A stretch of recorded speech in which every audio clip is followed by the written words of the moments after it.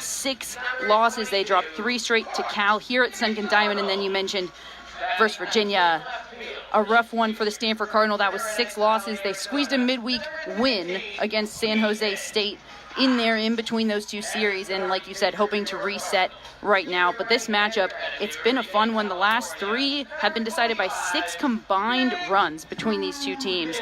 Do we expect more of an offensive game here?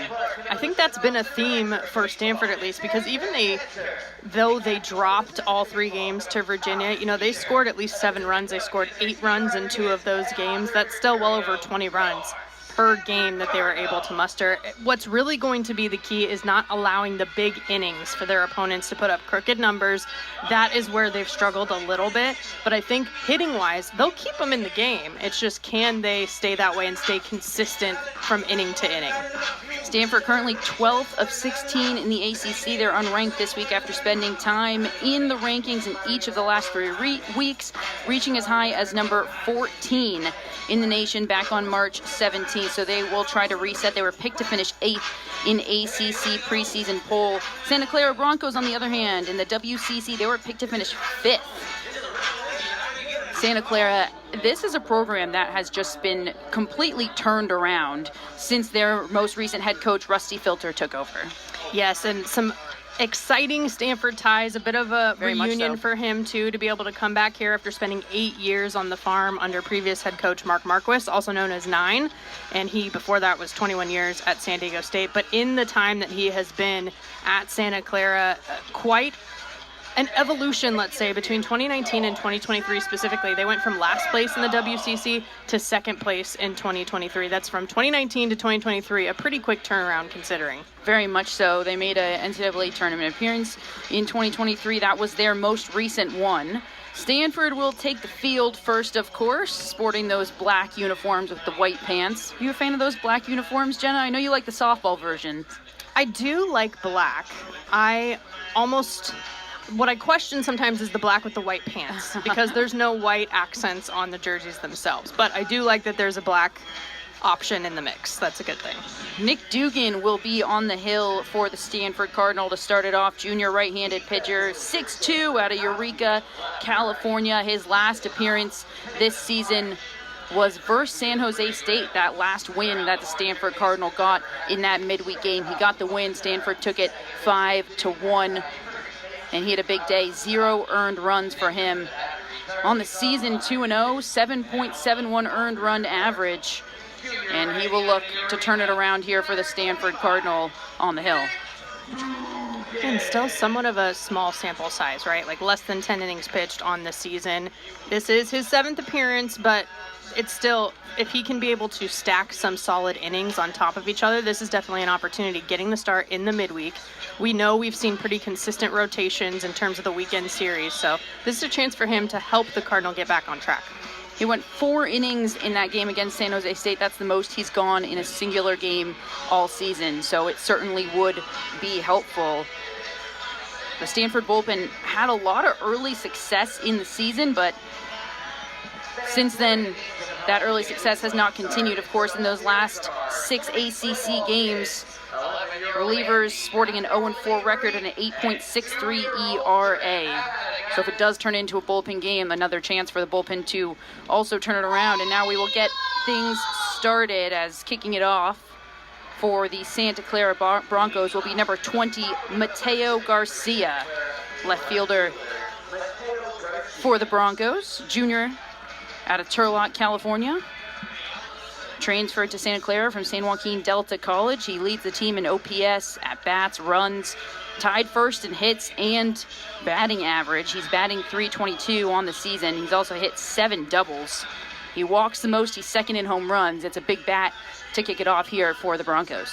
And it makes sense, because you want that leadoff hitter to set the tone for you in the rest of your lineup. And usually somebody who sees a lot of pitches, so that allows your dugout and people who are on deck getting ready for their at-bats to sort of see what that pitcher is throwing, getting a sense of sort of that virtual at-bat before they actually step in the box, and he does a nice job of that. One of 2 Santa Clara Broncos who have started and played every game so far this season, and he will take first pitch outside, 1-0. Yeah, he leads the team in walks, too, with 15, and that's what I'm talking about in terms of seeing that all the way in. Dugan delivers inside and low, ball 2. And for Dugan, he's coming off a big win, 4 innings, no earned runs. Can he take some time to settle in, or is it important with the Santa Clara bats that he really gets things going quickly here? I think you always want to start on the right foot and find your rhythm as quickly as possible, of course. For him, it's about also getting to know what is the zone, right? Like, what is the zone in this particular game with this particular umpiring crew, and working with your battery to kind of work around that in your sequencing. So I think it does take a few pitches to settle in, but the sooner the better, of course. 3-1 now the count. Dugan stands in. He'll check in with Somm behind the plate and delivers, swinging a bouncing ball, finding the hole, and both Stanford players colliding. That was Jimmy Natai and Sasaki colliding as they were both going for that ground ball. It did find the hole, though, a beautiful hit, and 1 earned for Mateo Garcia. Well, and understanding, too, the shift that was on, so Timo Becerra at shortstop playing much further up the middle and really by that second base bag than maybe the straight-up shortstop position is. So it's that communication, too. Maybe you're not used to having to do that as much when you're playing in a standard setup with your middle infielder, but, you know, finding the hole, finding where they're not or where it's going to be difficult for them, that's what you do as a leadoff, so nicely done. That was Becerra and Natai. Thank you, not Sasaki and Natai. Sasaki at first, and we'll check in on lineups for the Stanford Cardinal now. I was going to say after that pitch, but after this pitch. So we've got Haskins at third, Becerra at short, Natai at second, and Sasaki at first. Out in the outfield, it's Hott in left, Marsh in center, and Reynolds in right, and Charlie Somm controlling things behind the plate. That pitch in there for a strike. Breaking ball there, important to mix in different speeds. This is shortstop Ben Cleary. Cleary, this year's all WCC preseason team member, the only one here for the Santa Clara Broncos. Last year, he was WCC all freshman team. He's leading, I mean, we'll see him in the field. He's really leading this returning infield this season. He made the move to shortstop after starting 49 games last year at second base. So we'll see him in the infield here, but a great true freshman campaign for him last year in 2024. Really a defensive anchor, 3 errors all season long for him in the field. Yeah, 987 fielding percentage. That is impressive when you're talking about a position player. You know, catchers, outfielders, first basemen tend to have that higher fielding percentage naturally because there's less opportunity, but now one finds the same hole. And rounding second, going to third is Garcia. He'll stand up and move all the way to third. Cleary with a single, and he will move Garcia over to first. So now runners at the corners, no outs. And Dylan Joyce, first baseman number 26 for the Broncos, coming up to the plate. The approach that the Broncos have had offensively so far, both Garcia and Cleary, not trying to do too much, just hit the ball hard on the ground, and good things tend to happen, and that's exactly what they've proven so far. With the shift, without the shift, because the defense did go back to sort of their straight-up setup like they are right now, although you do see Natai much more up the middle, maybe than he normally would be over at second base. And that very well might have been a case of a ground ball that if there wasn't a runner on, Natai might have scooped up because he would have been in that classic second base position. And that one hit a bullet up the middle, line drive into center field. Scoring easily is Mateo Garcia. Cleary will move over to second, and it's 1-0 Santa Clara. Just classic baseball. Get them on, get them over, get them in. That's exactly the kind of manufacturing that you're hoping for if you're Santa Clara. And that's a team that scored quite a bit this past weekend, too. You know, a couple of runs in Game 4. But 5 in Game 3, 12 in Game 2, 10 in Game 1. So they know how to score in a few different ways. It is gently sprinkling. I think I would describe this as not enough to upset play or really even influence anything out on the field. It certainly influences us here as we have papers that are getting wet, but nothing out there. Hope that this is all we will see, as we've seen showers on and off here today in Stanford, California, with that first pitch to Max Ross. batting cleanup here for the Broncos. Max Ross, number 14, playing in right field today. Redshirt sophomore out of Woodside, California, which is about an exit away on the not far 280. 0-2 the count now, 2 on, no outs. And since both these teams are based in California, of course, 30 people on the 41-man roster for Santa Clara are from California, northern and southern. That's kind of nice. Families can come out and watch their sons play. And certainly most of these players, I will assume, play summer ball or grew up playing together. It's always fun to see them take the field against each other. That one, a good job by Charlie Somm behind the plate for the Stanford Cardinal to keep that pitch in front of him. It's a 1-2 count now to Ross. Here's the pitch, swing and a miss. Got him. Obviously, great execution to get the strikeout in that situation, but I think from the mental side, a little bit even more impressive, because it's how are you going to react when you give up that big hit, when you give up the run? What's the adjustment going to be? 3 straight singles that you allow, and we saw Dugan do that right there. Number 8, Malcolm Williams, senior second baseman out of Oregon, will now stand in for Santa Clara. 2 on, 1 out. And 1-0, Santa Clara hoping to add to that 1 run in this first inning. We assumed it might be an offensive battle. We know Stanford's bats can be hot. Santa Clara proving that their bats have been extremely hot, at least of recent. That one misses 2-0 now. Yeah, 367 team on-base percentage for the Broncos as well, and they can do it in different ways too. They're 5th in the WCC in terms of hit by pitch. 43 times that's happened, 9 different players. So they take one for the team very seriously. There's the pitch outside, hits the outside of the plate. That'll be called a strike. 2-2. Or excuse me, 2-1 the count.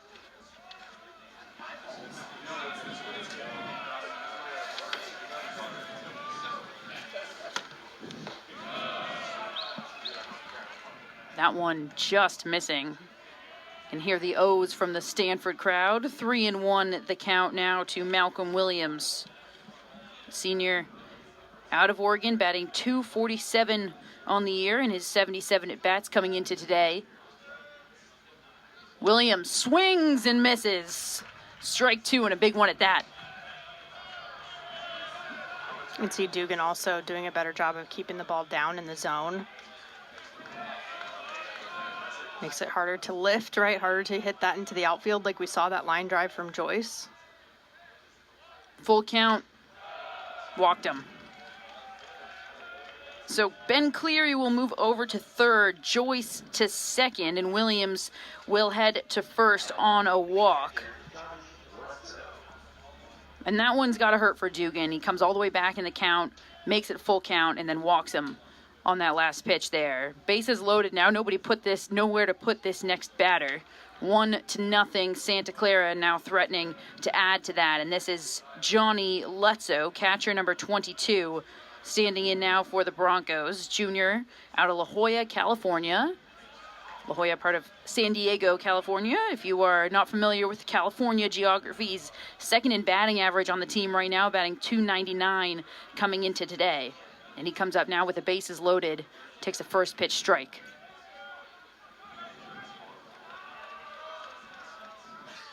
Dugan delivers, Letzo, foul tip back. Important to start off ahead in the count like that if you're Dugan, going 0-2 immediately. So important. You have so many more options here that you can work with your battery mate for in terms of pitch calls. Do you want to change plane speeds? Obviously nothing too close to the zone as they're trying to protect. Dugan delivers. That a chopper will be called foul down that third base line as Haskins was chasing. That was a close one. It wasn't. It was a nice job of staying alive. That's exactly what you have to do. Obviously some velocity taken off that pitch with some movement. Of course, you'd love it to be fair if you're hitting in that situation, but at the same time, you got another life. That's exactly what you're doing. 0-2 the count still. Bases loaded. 1 out. Dugan delivers high, and a great job there from Somm behind the plate to make sure that does not sail over. And that's going to be important too, especially here at Sunken Diamond, because there's a lot of room in this backstop here at this field, 70 feet from home plate all the way to the backstop. So anything that gets by, if you have runners in scoring position, could be not just 1 run, but 2 runs because there's so much space. Dugan checks the runner and delivers. Letso with a high fly ball. That'll be foul, chasing. And you mentioned how much foul territory there is here, and we just got a nice taste of that as Sasaki was chasing that fly ball down and couldn't quite get there. And it's all about that spatial awareness, because we do have a lot of space in foul territory, but it's tough to see on the stream. But as the camera will shift in foul territory, there are the bullpens really pretty close, actually. There's not a ton of foul territory down the lines and deeper in right and left field. So you have to understand, okay, where are those fences? And pay attention to those things as part of your pre-pitch preparation. Letso with a line drive shot down that third base line. Hot chasing out in left field. 1 run scores, 2 run scores. Rounding is Williams, and he will come in to score. Johnny Letso clears the bases. An RBI triple for Johnny Letso. Excuse me, double. 3 RBIs and a double for Johnny Letso. Can't really ask for much more in that situation. That's a solid at-bat. Battling back from an 0-2 count, and you end up winning the battle like that and keeping that inside pitch fair down that left field line. That's exactly what you want to do. That's exactly what you're hoping for in this situation. There's that crooked number. 4-0 and 1 out here at the top of this first. And we mentioned those big innings for the Stanford Cardinal that they're giving up have really just been the death of them in these past 7 games. And now Somm will jog out to the mound and have a conversation with Dugan as that first pitch misses for a ball. 1-0 now the count to Thomas Ferrajaro, third baseman for the Santa Clara Broncos today. Junior, 5'10", also out of Oregon. Yeah, a few Oregon guys on the roster. Obviously very California heavy, like we talked about, for the Santa Clara team. But 4 from Oregon, that's the next most. You go from 30 Californians to 4 Oregonians. But, you know, hey, it works. Then a couple from Washington, Colorado, and then Nevada, Idaho, and Georgia also represented. So shout out to everybody's hometown. And thank you for watching if you're joining us on this stream here on ACC Network Extra. She's Jenna Becerra, I'm Sarah Ash. And what do you imagine, Jenna, that Charlie Somm was just saying to Dugan? Was that more of controlling the emotions and just getting him to settle down, giving him a moment there? I think certainly it's about breaking up any sort of momentum, right? Of course, it's all on Santa Clara's side right now. So sometimes it's like, let's just take a quick breath. We're not even necessarily always talking about strategy and approach to the hitter. It's, okay, let's take a moment. Let's put some space between this moment, this hitter, what we're going after versus what just happened. There is some action in the Stanford bullpen. We cannot see a number. It is just too far for us to really see down there. But there is a right-handed pitcher warming up in the Stanford bullpen as these next 2 pitches after the conversation with Charlie Somm also missed. 3-0 now the count. 1 out, 1 on, 4-0. And Nick Dugan trying to pitch his way out of this one. Dugan delivers inside. Got a piece of the plate. Called strike 1. Not afraid to attack that inside portion going into the lefty as the right-handed pitcher on the mound. I think that's so important. Here's a 3-1. Dugan delivers, swing and a miss. Ferrajaro chased that one low and away. Full count.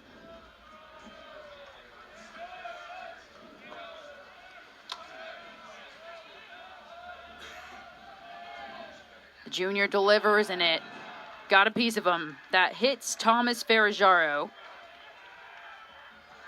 So he will take first after being hit by a pitch. And another full count opportunity that results in a walk, Jenna. Yeah, and I think that will likely do it. At least as soon as the reliever is ready, you can see conversations about to happen on the mound. And it's not just giving up the hits, right? It's, okay, then there's a walk, then you're hitting a batter. So it's just time to make a change because clearly the Broncos are seeing Dugan's pitches really well right now. sometimes it's just not your day. Sometimes you just don't have the stuff. It's a long season, and just wasn't Nick Dugan's day, coming off of a big victory, 4 innings, no earned runs against San Jose State in that last midweek game this week. Just simply couldn't get it done. So this will be it seems, for Dugan, and we'll take a quick break. I'll be back with you shortly.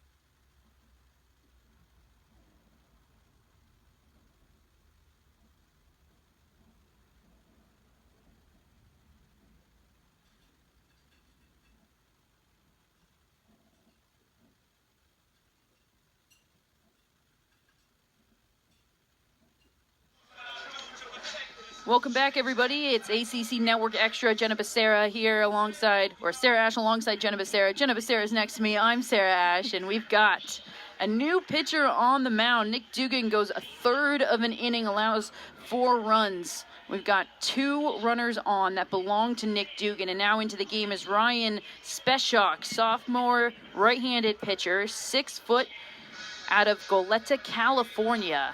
And he's making his 10th appearance of the season.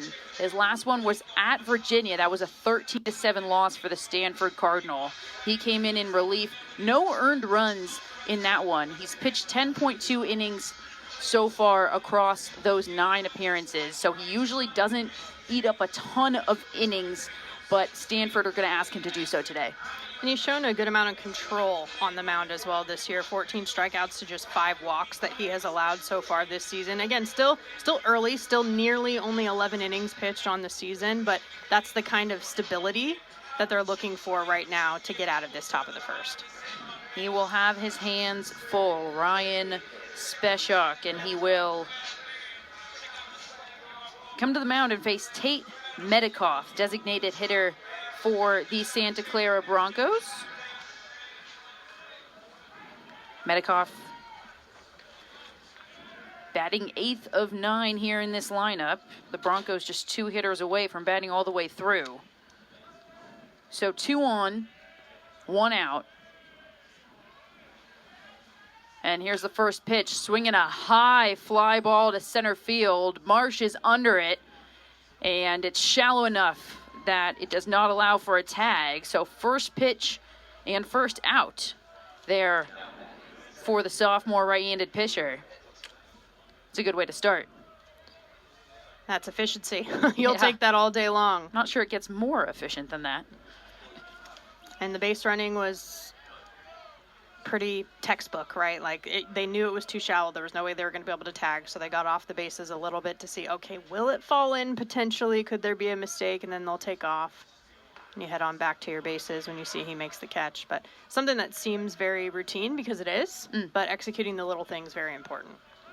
Speshok delivers first pitch strike to Andrew Raymond, center fielder for the Broncos. This one fouled straight backwards. Raymond really was seeing that one well. But the result is just a strike. 0-2 the count now. 3 pitches and 3 strikes thrown by the reliever for the Stanford Cardinal.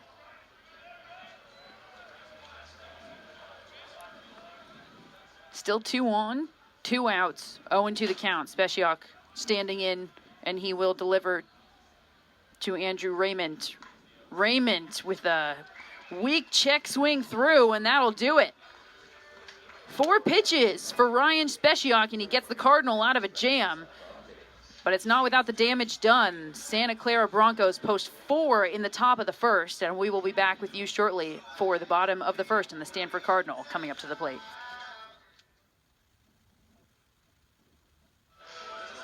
Welcome back to Sunken Diamond, everybody, in ACC Network Extra. I'm Sarah Ash alongside Jenna Becerra.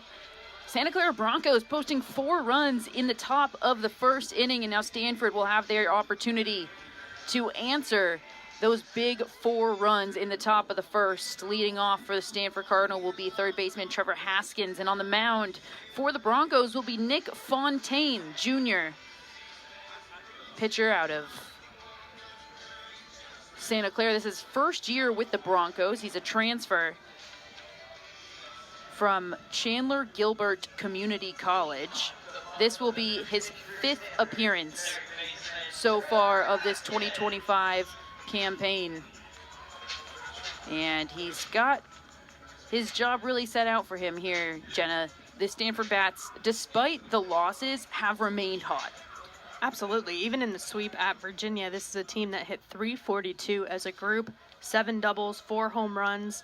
They were outscored 33-23 because Virginia was able to hit .373 with 9 doubles, a triple, and 3 home runs as well. But they actually led all 3 games in that series and then ended up losing at the end of the day to drop 6 of their last 7, as you mentioned earlier. But again, offense not really the issue. Yeah, it's consistency from inning to inning. Nick Fontaine Jr., left-hander, standing tall at 6'4" on that mound. Hails from Kuna, Idaho. And he delivers swinging and missing is Trevor Haskins for the Stanford Cardinal. 1-2 the count. Haskins leads the team in multiple multi-hit games, multi-RBI contests, runs, and hits, along with home runs. And that one, a high fly ball to right field, coming in quickly as Ross, he'll dive for it, and he got it. Called out. What a play by Ross in right field. It's a good read on that. Again, it's understanding how much space that you have in the outfield, reading it, getting a good jump. That first step so important, and he did a really nice job. And a little bit of offensive momentum translating to the defense right now, and that's why setting that tone in the top half of the inning was so important. So we lefty versus righty as Tatum Marsh, freshman out of San Jose, California, comes up, and it's a first pitch blooper to left field. First pitch single for the freshman. Tatum Marsh, what an incredible freshman campaign for him so far. He's hit safely in now 6 straight games, and he's reached now in 22 straight games. There's 21 entering today, and he made quick work of that to make it 22. I like the aggressiveness, too. If you see something you like, that's part of the plan, go for it. Tatum Marsh, he actually fell 1 single short of the cycle back in February 16th against Cal State Fullerton. I'm sure he'll want that single back perhaps, but nevertheless he reaches, so 1 on 1 out, and Rotaro Sasaki, first baseman for the Stanford Cardinal, will stand in. Sasaki, also a freshman. These 2 freshmen batting back-to-back with each other. He's a highly touted recruit, and this year Baseball America preseason National Freshman of the Year, and D1 Baseball preseason ACC Freshman of the Year. The list goes on. You know, there was a lot of anticipation before he hit his first collegiate home runs earlier this season. That was during the Duke series that Stanford hosted and swept here a couple of weeks back. He was the home run leader at his high school in Japan, same area that Shohei Ohtani is from, for those MLB fans. Ooh, when you see the power there on that line drive right up the middle, nothing you can do about that one if you're Santa Clara except get that back in quickly, which they do. So Marsh moves over to second. Sasaki with a single. You said he was the home run leader. That's all time. He set the high school record with 140 career home runs in his high school career. And you mentioned the games versus Duke.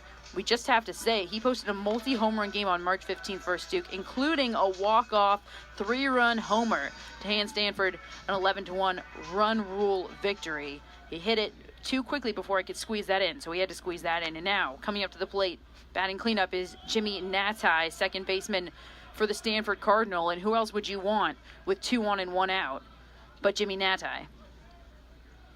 Yeah, another one just behind Sasaki in terms of RBIs this year with 23 compared to Rentaro's 25. Junior out of Sydney, Australia, takes that one low, and a great job from Letzo behind the plate for the Broncos to keep that in front of him. Jimmy Natai last year, Pac-12 All-Conference honorable mention. So far this year, he's hit safely in 11 straight entering today, and he's homered in the last 2 contests in a row. In terms of the whole season, he's hit safely in all but 2, and that one a slow roll at a third, picked up and handled well, is Ferrajaro at third. He'll toss it to Joyce, but the runners advance. As a former third baseman, you just love seeing the smooth charge and the throw on the run there, making it look easy. But still a somewhat productive out in the sense that there are now 2 runners in scoring position. So Brady Reynolds able to potentially still get a couple of back from Stanford before this inning's over. It'll be lefty versus lefty with the right fielder, Brady Reynolds, standing in. You mentioned that play there from Ferrajaro. He made it look easy at third, but that was a slow bouncing ball, and he needed to hurry up, and he certainly handled that well. He kept his feet moving. That's, I think, huge. Just because you said it, he had to cover a ton of ground. He has to throw on the run. You have to maintain the balance when you're getting the throw off. So many little things that go into it. That pitch called a strike, 0-2 a count now. Beautiful one right down the middle. Froze Brady Reynolds. Reynolds has hit safely in 3 straight games entering today. That one to the shortstop Cleary, who will toss it to first, and that'll be it. So Stanford leave 2 stranded. They weren't able to post an answer to Santa Clara's 4 from the top of the first. So we'll head to the top of the second inning. Broncos coming up to the plate. They'll try to add to that 4-run lead. We'll see you shortly.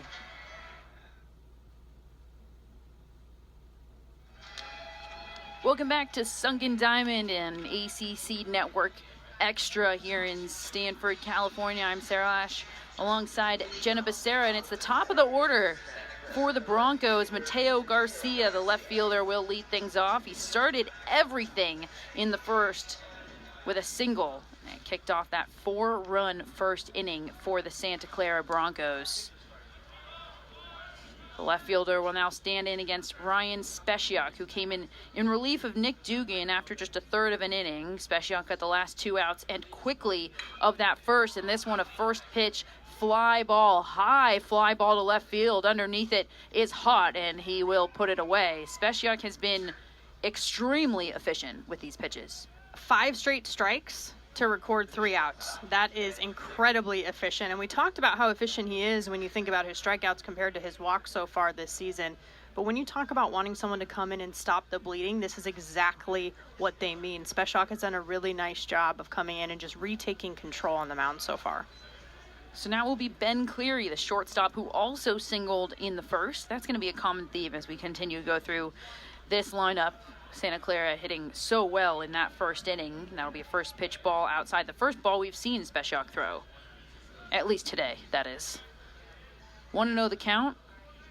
Sophomore on the mound, trying to get Stanford in and out of this quickly. Santa Clara hoping to duplicate what they did in the first inning with those 4 runs as they hit all the way through. And that one was in for a strike. 1-1 the count now.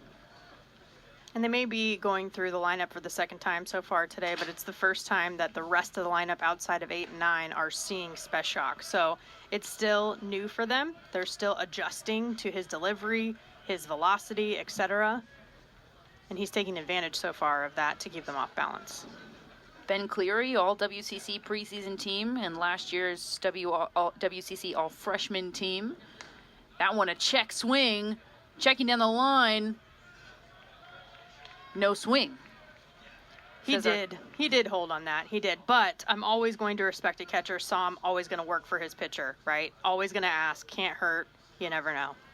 That was first base umpire Alan Alvarez. That one fouled back. Full count. 1 out, nobody on. This is the 4th batter that Speciak is facing in an interesting scenario here, as these 2 teams usually trade off victories. Whoever's at home usually takes the victory, at least in recent years. So if Stanford want to keep that trend going, they've got a lot of work to do. Another foul ball for Ben Cleary, as he will stand back in. A good job to stay alive. Yeah, they have been trading blows last year. Stanford got the win at Santa Clara 4-2, 2023. It was Santa Clara beating Stanford 10-5 here. Stanford owns that overall record, 33-17 in the past 20 seasons, back to 2005.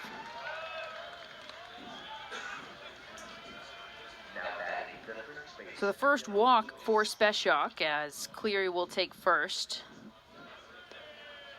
See, the more pitches you see as a hitter, the better your likelihood is of getting on base. So that's just a solid plate appearance right there from Cleary, to not chase anything, but he was still aggressive, fouling things off.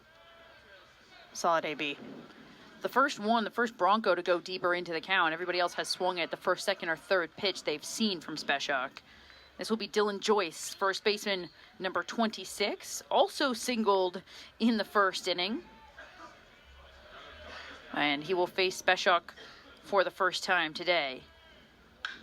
That a high fly ball to right center. Chasing is Marsh. Underneath it is Reynolds, the right fielder. He will put it out and get the ball in quickly. No time for Cleary to tag up. So a fly out, and an unproductive one at that, to right field for Joyce. And now with 2 out and 1 on, Max Ross, the cleanup hitter, will come up to the plate. It's interesting, outside the strikeout and the walk from Speshak, since he's come in, every outfielder has now made a play. So we've seen the ball sprayed a little bit across the field, which indicates to me that Speshak is moving the ball both sides of the plate, changing things up, and letting his defense work. And that's what you want to see. That one, a beautiful pitch, swinging through it for strike one. That one had some spin and some rise on it.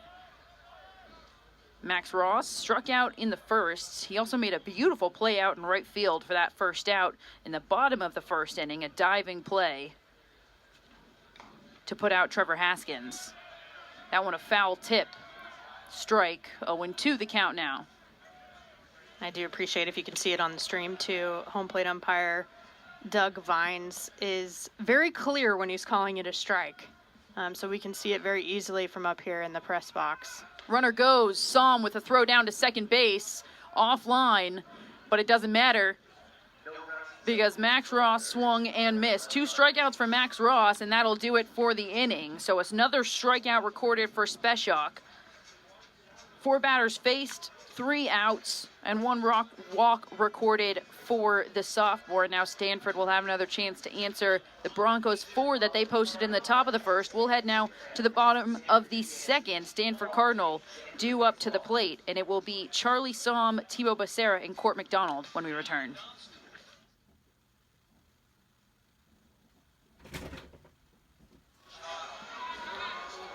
Charlie Somm will head up to the plate to try to get things started here for the Stanford Cardinal. Number 21, the catcher. We've had a lot of work to do in the field, and we'll get his first at-bat of the game now against Nick Fontaine, the junior out of Idaho.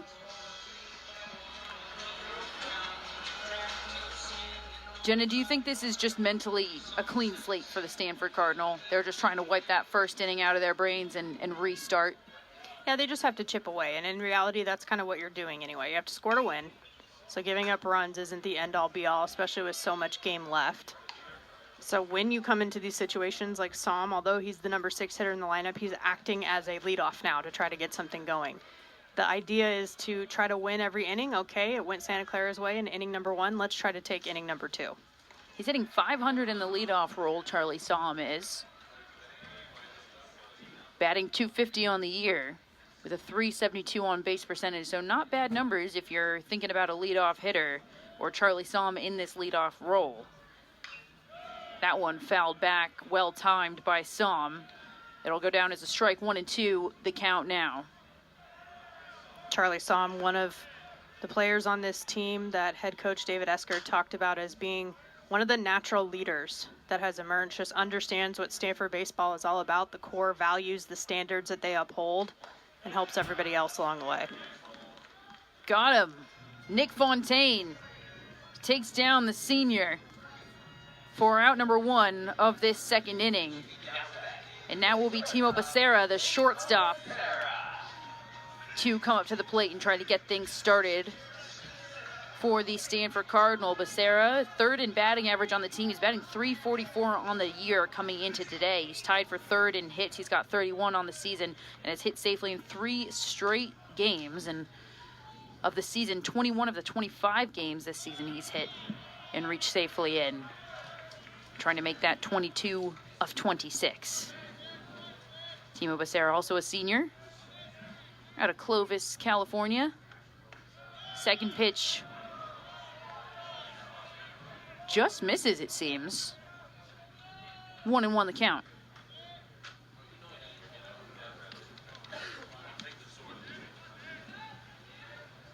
Here's the 1-1, a bouncing ball, finds the hole. They had the shift on for the righty and Becerra, and he finds the hole on the opposite side.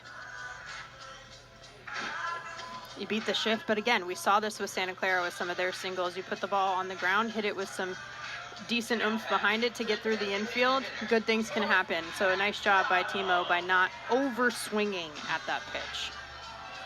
I do feel like the shift is just as much a tactical game as it is a mental game. Sure, certainly. At least for me personally. Yeah, there's always a game within the game, whether that's the at-bat that's happening at the plate, whether that's some of the defensive things going on in the movement. A lot of pieces to the puzzle happening at once. Even the game between the catcher and the base runner at the time. It's a lot to manage. Becerra on first. He's the third base runner of the day for the Stanford Cardinal, and the designated hitter, Court McDonald, up at the plate. The lefty fouls it back. Lefty versus lefty. Court McDonald, the junior out of Arlington, Texas. Batting .308 on the year. .429 with runners on base. That one in for a strike. Court McDonald didn't like it. Decided to take it. 1-2 the count now. That was right down Main Street. They'll have to protect now. 1 on, 1 out. 1-2. And Fontaine delivers. That one just misses, and a good eye there from Court McDonald. I like that spot, though. When you're ahead 1-2 like that, maybe a couple of balls off the plate there, trying to get him to chase, that's a good execution right there from Fontaine. Fontaine delivers. That one swung on a hard swing and a chopper down the line. That will be foul. 2-2 it will remain. This is just the fifth start and fifth game that Court McDonald has played in this season so far. And that's the thing about that DH role, is it's kind of open all the time to everyone on the bench, outside of course, maybe some of the bullpen. But taking advantage of the opportunities you get is huge. But that was a beautiful pitch right there. Got him looking, the backwards K. It was just beautiful. We could see the loop, we could see the spin, we could see the movement. And Nick Fontaine is rolling here on the mound for the Santa Clara Broncos. He seems to be completely in his groove. It is a rhythm. That's what we're seeing right now on the hump from Fontaine. You know, he looked just fine in that first inning. Of course, gave up a couple of singles, but nothing too big. Got out of it, but he looks like he's just in a rhythm right now. A hit and run was on. I couldn't see because our monitor was in the screen, and I was looking live and not at the monitor. But from what it seems, Jenna, we're going to the third. Yes, line drive right into the glove over at first base. Joyce making the snag. We did see, of course, Becerra take off, but there it is, out number 3. Out number 3, and we said it, Nick Fontaine has certainly found his groove. So Santa Clara will come back up to the plate. Stanford, another half inning without any runs to answer Santa Clara's 4. So we will head to the top of the third, 4-0. Santa Clara Broncos in the lead.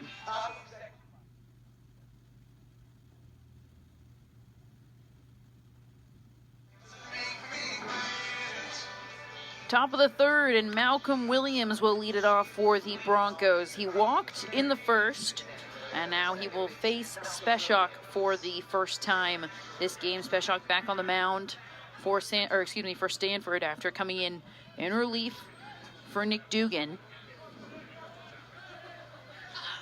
Santa Clara posting 4 runs in the top of the first, and it's been scoreless since. Top of the third now. Malcolm Williams standing in for his first at bat, and that one from Speshak almost hitting Williams in the head. A good shot from Williams to get out of the way. Williams batting .247 on the year, .370 in the leadoff position across his 77 at bats.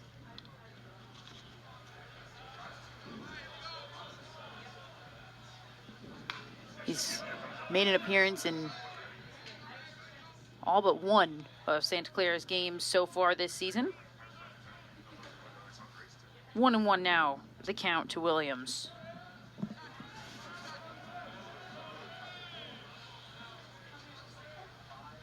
Speshak delivers Williams another foul ball. 2 pitches, 2 foul balls, and Williams doing a good job making contact. 1-2 the count. Senior out of Oregon. He's got some speed on him. He's stolen 5 bases on the year so far across his 8 attempts. So if he gets on the base path, he's certainly someone to look out for. Here's the 1-2 inside. Oh, it says it hit him on the elbow. Home plate umpire Doug Vines calling that.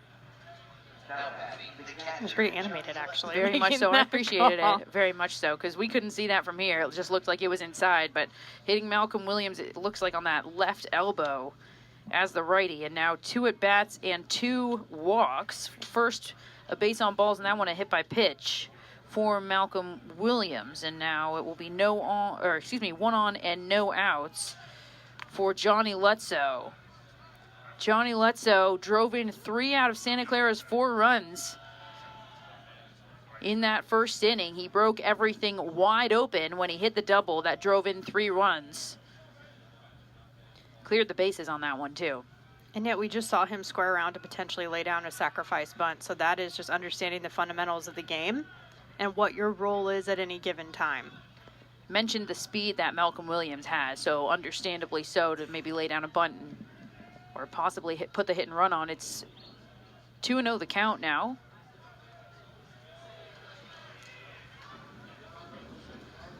Johnny Lutzow, the catcher for Santa Clara out of San Diego, California. Facing Speshak for the first time today, taking that one. Now 3-0 the count. I imagine he will be taking all the way here, Jenna. Most likely. I'm always curious, actually, to ask coaches what their philosophy is on 3-0. Do they give the green light? Obviously, certain things, certain situations, certain players, it depends. But most likely, and he does right there. Taking all the way, but that one in for a strike, 3-1. But because, we just saw a hit batter, you go 3-0 immediately after that, it does make sense. That's that situational awareness again of understanding, okay, not in the best rhythm, so maybe I will go ahead and take this. Here's the pitch. Runner fakes going. The pickoff play is on, but getting back to the bag is Malcolm Williams. That's a great pick over there by Sasaki. We talk, as we should, about his offense quite a bit, but he's pretty meticulous defensively as well over there at first base. Sasaki, one of 2 freshmen in the starting lineup today. 1 on, no outs. Full count. Runner goes. Hit and run is on. This one finds the hole. And a great job there from Johnny Lutzow. What an at-bat from the catcher. Finding the hole on that left side. That execution right there, not much more you could want from that. Of course, he thought about bunting the runner over, but does one better, overachieves, and gets on base himself. Thomas Ferrajaro was hit by a pitch in the first inning. He comes up to the plate again to face Speshak for the first time today. And another conversation on the mound for the Stanford Cardinal. This could turn into a multi-pitcher, big bullpen game for the Cardinal. We mentioned their bullpen was fantastic early on in the season. A lot of early success. They didn't allow a run over 4 games. 13 2/3 innings from March 9th to 16th. Did not allow a run. That all obviously changed as ACC play begun, and the early success did not continue over the most recent 7 games. Relievers as I mentioned before, sporting an 0-4 record, 8.63 ERA over the 32 and a third innings in those past 7 games. This just a conversation, just trying to settle down Ryan Speciok, who came in and was nothing but efficient, just completely efficient, and now finds himself in a bit of a jam that he has to work out of with 2 on, no outs. And Thomas Ferrajaro up to the plate.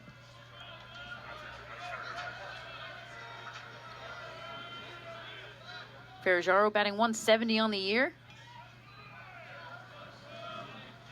It'll be righty versus lefty.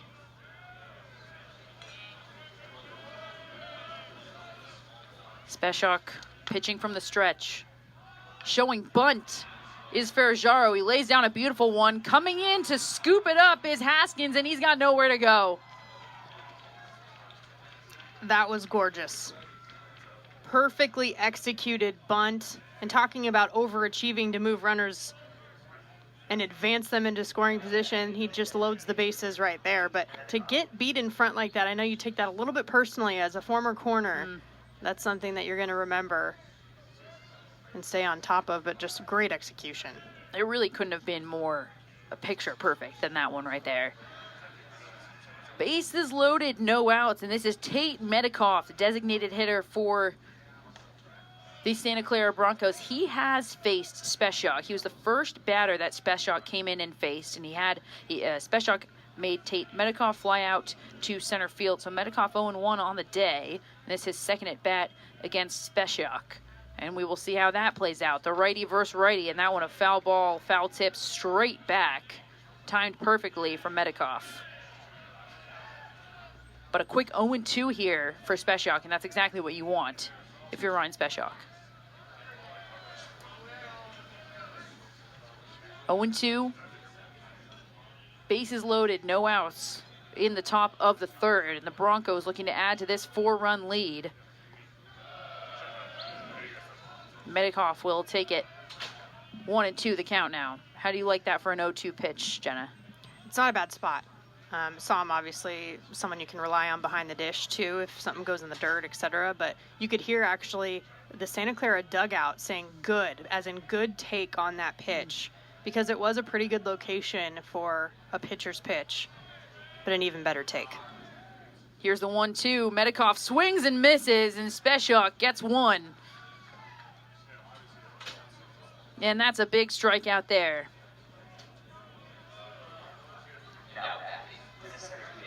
It's a great job.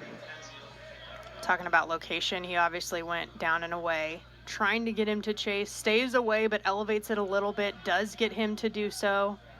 Sometimes you just got to get that out at the plate in situations like this with the bases loaded.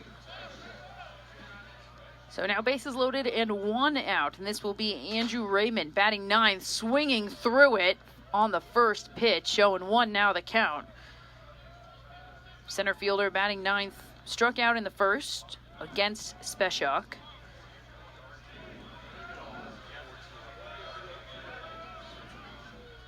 Here's the 0-1. Another swing and a miss. That looked like a copy-paste version of the first pitch and the first swing. 0-2 the count. And with 1 out now, Speciok could try to pitch for a ground ball. He seems to really just be pitching for that strikeout. Here's the 0-2. Swing and a miss. 3 pitches, 3 swings, and 3 strikes, and Andrew Raymond will retire back to the dugout. And now back to the top of the lineup for the Broncos. It will be Mateo Garcia.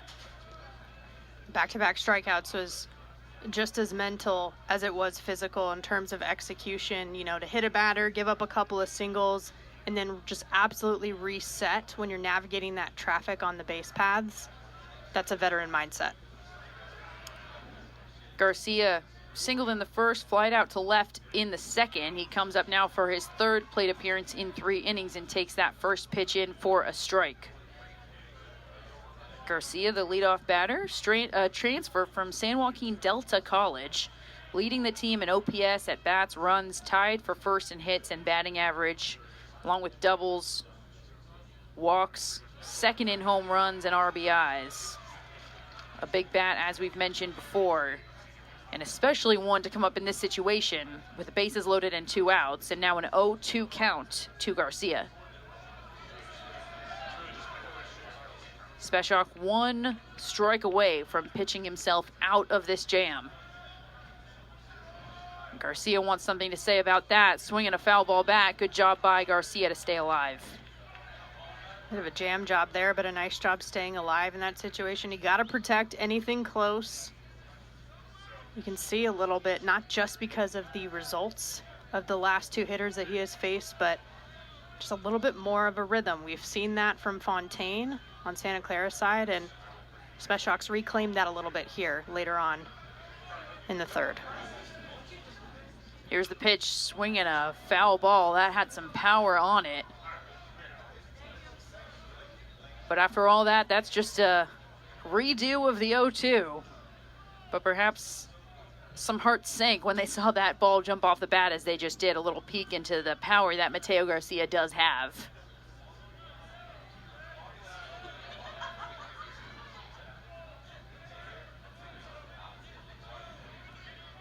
Two outs, bases loaded. And here's the 0-2. And another good take from Mateo Garcia. What a great at bat from him right now. 1-2 the count. Not a bad idea. Again, even better take. Trying to get closer to the eyes, see if you can get him to chase. Put some zip on that pitch. The junior out of Turlock, hoping to make something happen for the Broncos. Swings and misses.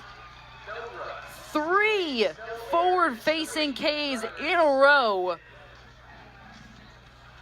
And Ryan Speshak puts himself in a jam and gets himself out of it. The Broncos leave 3 stranded in the top of the 3rd. We will head to the bottom of the 3rd as the Stanford Cardinal at the top of the lineup due up next.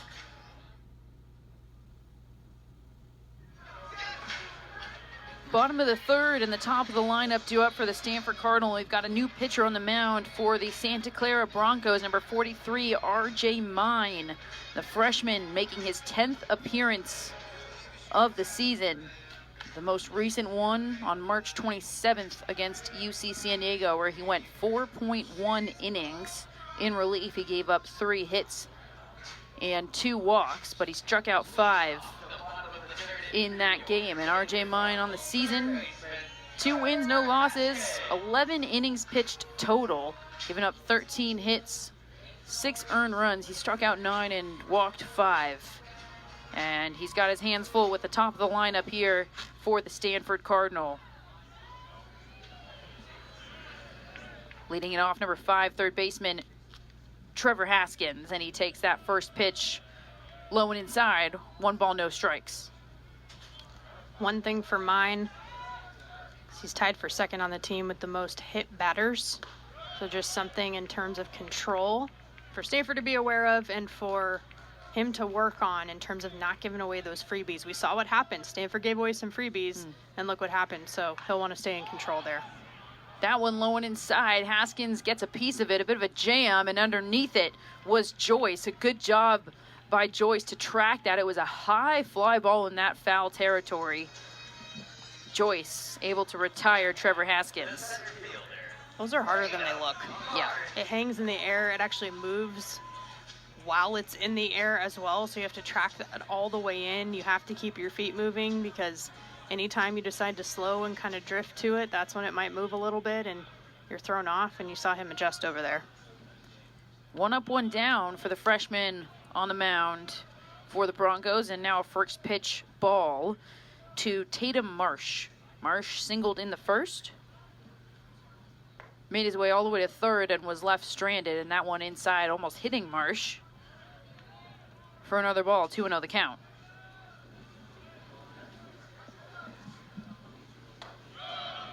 Mine working quickly, that one inside, and painting that inside corner of the plate for a strike. 2-1 the count now. Tatum Marsh on the year batting .370. And a line drive. Busy at first is Joyce. The second one of the inning for him, and we've seen almost an identical play. He had a line drive out to end the inning, the last one. And that one retiring Tatum Marsh. It was a good first step moving to his left. That forehand down the line. The first step is so crucial. And staying down, you know, a lot of times people might naturally feel like their first reaction is to stand up, but you're in that athletic position for a reason. So he just goes straight to his left to take advantage. Batting third and wearing number 3, the freshman Rentaro Sasaki up to the plate for the Stanford Cardinal. 2 up, 2 down so far for freshman RJ Mine on the mound, so it's freshman versus freshman. This a high fly ball headed almost right for us, but it's not actually. Staying in bounds. Oh my goodness, Letzo with a sliding catch, and that'll do it. Boy, that one looked like it was headed for us, Jenna, and it felt like the wind and the spin just took it right back into foul territory. Letzo followed it all the way. A difficult play for a catcher. That one straight behind him. What a play. Almost like he saw that first play by Joyce in foul territory, and he was like, all right, let me show you how it's really done, because that is difficult as a catcher, but a great job again. Talk about keeping your feet moving and tracking that ball. Well done. Incredible job there, and incredible defense. It was 3 up, 3 down for the freshman on the mound in RJ Mine. And he retires the side as we will head to the top of the 4th inning. Santa Clara with Ben Cleary, Dylan Joyce, and Max Ross up next.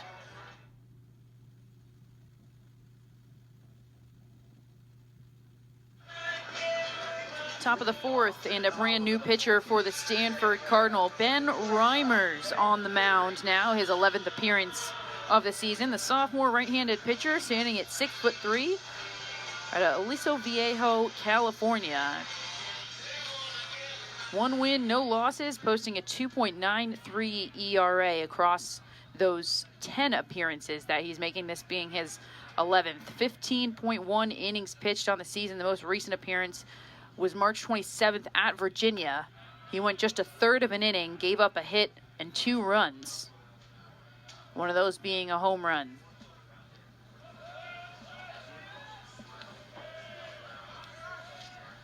Standing in here for Santa Clara, Ben Cleary. Cleary, in his 3rd plate appearance of the day, singled and walked.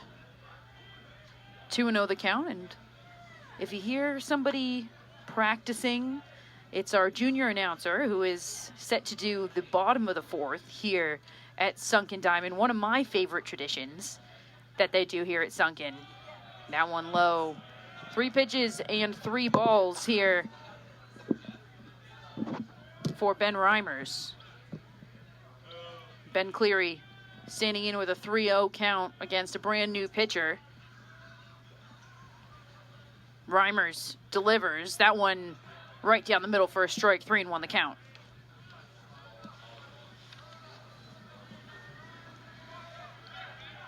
Reimers, the most innings he's gone in a game was back on March 21st when the Cardinal were hosting Cal. He went 3 innings, gave up 3 hits, and that one a high fly ball to right field. Coming in and underneath it is Reynolds. And so Ben Cleary will be retired for the first time in this game. 1 up, 1 down for Reimers, the sophomore. Reynolds, a nice job of calling for that and immediately calling Nadai off. And Nadai bailed. Again, something that's routine, but the little thing's so important to execute correctly. Dylan Joyce, first baseman, up to the plate now for the Broncos. Singled in the first, flied out to right in the second. Here's the pitch, swinging a high fly ball to center field. Chasing is Marsh, and it will up against the wall. It will bounce and over, it looks like, as Marsh and Reynolds both put their hands up, signaling a ground roll double. You can tell off the bat that that was going to split the gap on that right side. Sprinting was both Reynolds and Marsh to try to make a play on it. But now runner in scoring position with less than 2 outs. Boy, if that didn't bounce up and over the wall, Joyce was headed for third easily. So perhaps a gift to the Cardinal, as you mentioned, that absolutely split the gap over there in right center. Now the cleanup hitter, Max Ross, number 14, the right fielder, who's had a tough day. 2 strikeouts in his 2 plate appearances. This now his first time facing the sophomore Ben Reimers on the mound. 1 out, 1 on for the cleanup batter of the Broncos, swinging a foul ball. And suddenly a lot of contact being made by the Broncos here against Reimers.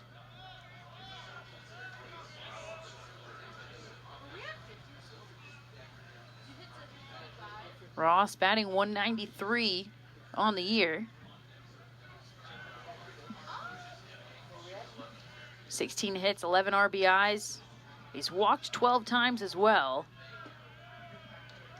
That one well-timed and fouled straight backwards. 0-2 the count now, and Reimers jumps ahead.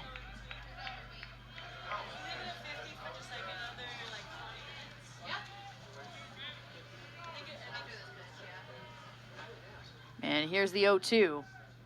Reimers checks the runner and delivers, swinging a bouncing ball that'll be fouled down that first base line, and we will reset. 0-2 the count still. Max Ross, a redshirt sophomore out of Woodside, California, we mentioned. He's also a transfer from Cañada College. He's got a little bit of speed on him. 2 stolen bases on the year so far in his 3 attempts.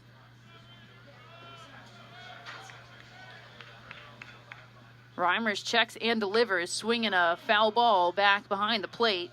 0-2 once again, and a great job here and a good at-bat from Max Ross to stay alive after going down 0-2 to begin with. When you like to see the adjustments at-bat to at-bat, a couple of strikeouts so far today, 1 swinging, 1 looking. So what is that third time around going to look like, especially when it's against the third pitcher of the game? Here's the pitch, swinging a line drive foul. He got all of that. He was just a little too far in front of it, and he pulls it down that first base line. Multiple foul balls, you get the sense that, okay, this is a more solid approach that he has. It's still 0-2, but being able to give yourself another chance. I believe this is the 0-2 count times 5. The 5th time we'll be doing this 0-2. Swing and a miss. Got him. And the first strikeout of the day for Ben Reimers, the 3rd for Max Ross, as he will be retired back to the dugout. And now trying to bring the runner home from second base will be Malcolm Williams. Williams has reached base twice. He was walked and then hit by a pitch. He will face Reimers for the first time today. 7th strikeout for the Stanford pitchers today. So despite that 4 spot put up in that top of the first inning, each pitcher has contributed at least 1 strikeout. 1 from the starter, Dugan. A couple from Speshak after he came in, and then he ended up striking out the side, actually, in that 3rd inning. And then there's the first one right there from Reimers. 0-1 the count. 2 outs, 1 on. And the senior hits a high fly ball. That looks like it'll sail into foul ground and just out of the reach of Sasaki, who gave chase. You can see the speed that Sasaki has. He traveled a long way to get to that ball. Knowing your own ballpark, too. Understanding where those boundaries are. You know, he was well aware of where that fence was at that edge of the bullpen on Stanford's side. As a cool breeze starts to set in here in Stanford, California, 0-2 the count, 2 outs, and Malcolm Williams facing Reimers for the first time, righty versus righty. Reimers gets him swinging. 2 strikeouts to end the inning, and Ben Reimers with 4 batters faced and 3 outs. And Stanford Cardinal in the bottom of the 4th will have Jimmy Natai, Brady Reynolds, and Charlie Somm to start it off.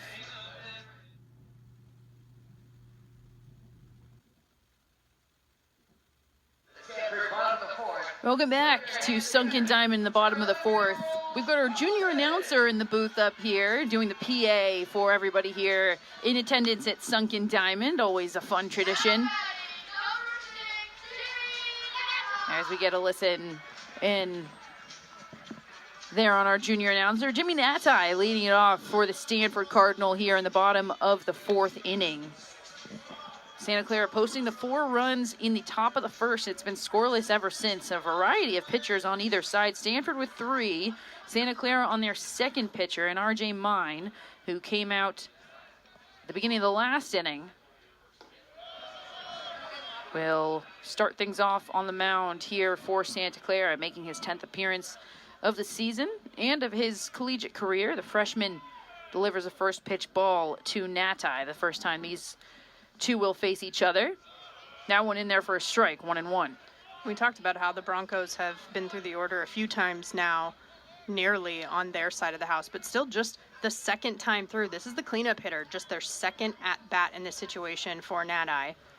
So still sort of early in terms of adjustments that Stanford needs to make, but they're hoping to do that sooner than later. They have to get something going.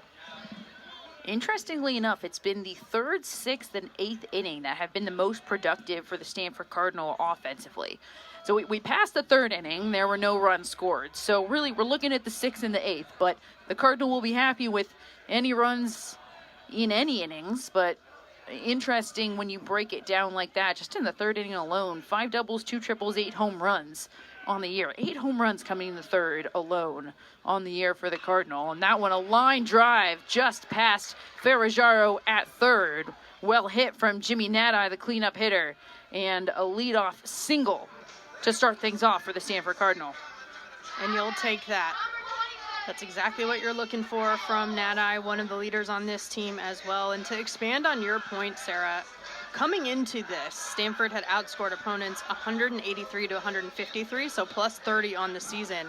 But the 3rd, the 6th, and the 8th, the 3rd, they'd outscored them 28 to 13, the 6th, 25 to 18, and the 8th, 21 to 9. Wow. So really, to your point, some big moments for them, but they're going to try to say, okay, we missed the 3rd. Let's maybe just push it over into the 4th inning here. We'll see if they can make it happen. Brady Reynolds standing in for the first time against R.J. Mine, the freshman. Again, this is the heart of the order for the Stanford Cardinal. Jimmy Natai batting 4th, and now Brady Reynolds, the 5th hitter, or the 5th spot hitter, out in right field. He grounded out to short in his first plate appearance. That was all the way back in the 1st inning, this being his 2nd appearance at the plate. Reynolds really leading this offense this year for the Stanford Cardinal. The sophomore out of Bakersfield, California, leads the team in batting average, slugging percentage, and OPS. He's tied for 1st in doubles. He's 2nd in hits, 2nd in on-base percentage, 2nd in home runs, 3rd in runs, tied for 3rd in RBIs. And the only thing he maybe doesn't have is a stolen base. But that says a lot, and now Brady Reynolds will stand in. Cardinal down by 4 runs with a runner on. All 4 hits they've had have been singles too, but Reynolds himself leading the team with 13 extra base hits so far this season. Wouldn't be a bad time to get number 14. What a pitch from the freshman to retire the sophomore in Brady Reynolds, and he will return to the dugout. That off speed from R.J. Mine just completely ties up the right fielder for the Cardinal. And now coming up to the plate will be Charlie Somm, the catcher for the Stanford Cardinal. He struck out looking in the 2nd inning, and this will be his 2nd plate appearance, first at bat against R.J. Mine. Charlie Somm batting .247 on the year. Batting .200 with runners on base. 0-1 the count now. 1 out, 1 on. Here in the bottom of the 4th. Pitching a line drive to left field. Cutting it off well is Garcia. He'll get that throw in quickly. So stopping at 2nd is Natai. Another single for the Stanford Cardinal. You mentioned all of the hits have been singles, and that trend continues.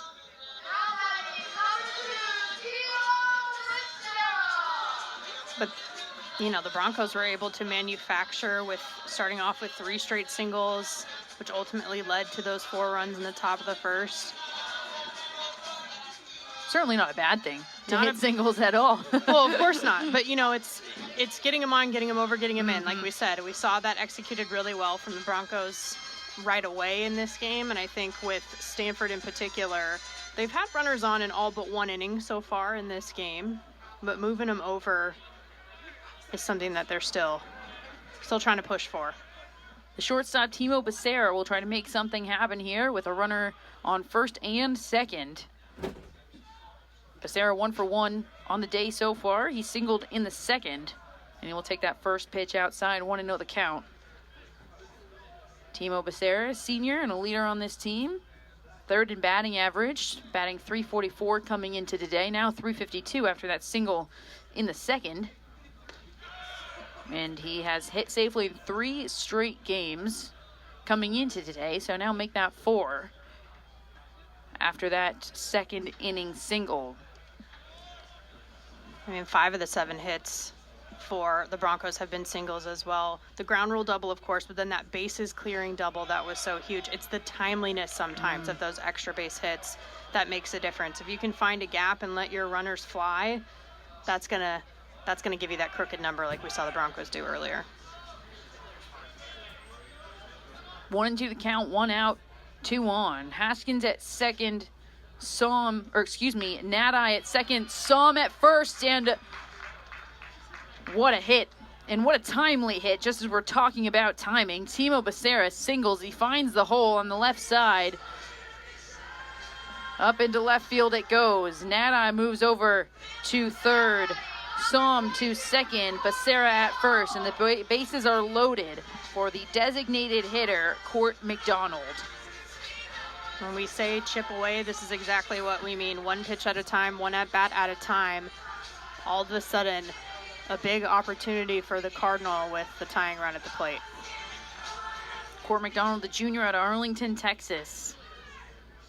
Struck out looking in the second inning. And you mentioned in the second inning that at bat that he has not had many this year. That a first pitch in for a strike. 14 at bats so far on the season. And a big moment with 1 out and the bases loaded.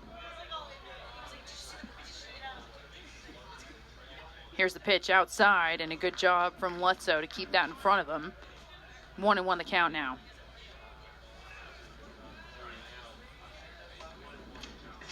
Court McDonald hitting .286 on the season, hitting .375 with runners on base, and now we'll have a conversation on the mound and perhaps a pitching change as Santa Clara has 2 pitchers in their bullpen right now.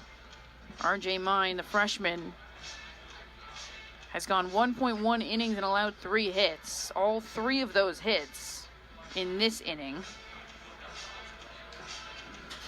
And it looks like it will just be a conversation. So 1-1 the count, 1 out, bases loaded for Court McDonald here in the Stanford Cardinal, really trying to make something happen.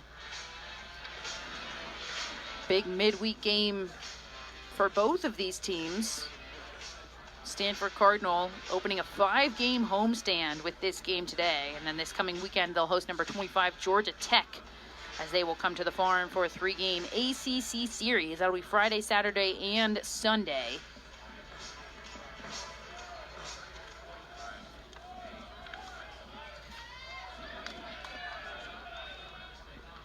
Well, conversation over.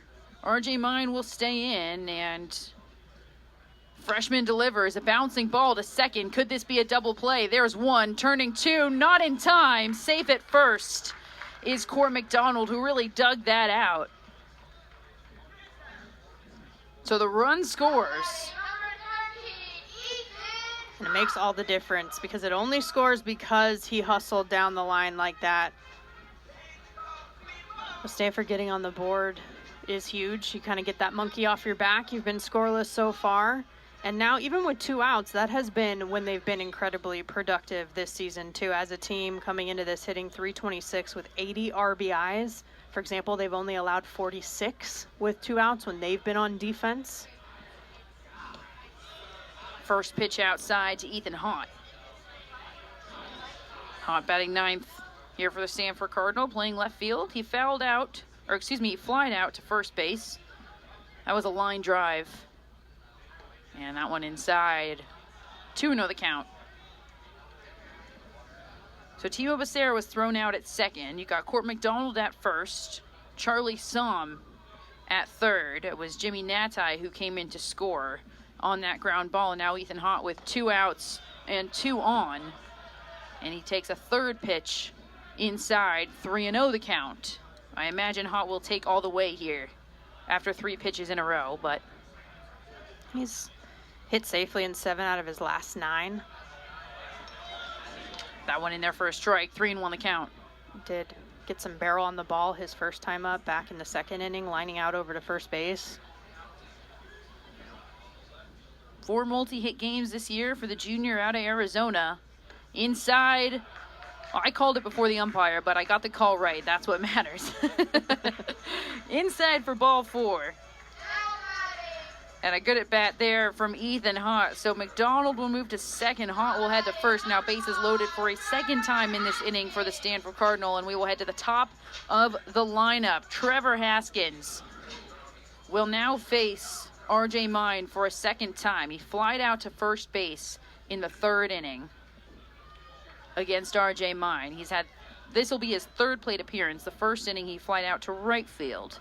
As we can only tll because of the lights, the slight drizzle is starting to come down on the field, and it's actually looking not so slight anymore, Jenna. It's a heavy mist. Raindrops getting a little bit bigger, and you can actually see even just the visibility on the field has shifted. If you can view that as a fan here at Sunken Diamond, it might be harder to see on the stream itself.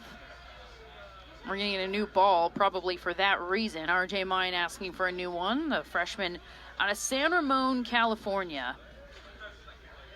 So maybe not used to the rain. San Ramon, pretty sunny. That's a stretch, isn't it? Well, I think here in the Bay Area, both teams have had to deal with rain, at least occasionally. Doesn't mean you love it. 2-0 the count, and a high fly ball to left field. Underneath it is Garcia trying to keep his eye on it. He almost looked like he lost it, but he follows it all the way through and puts it away. And that'll do it.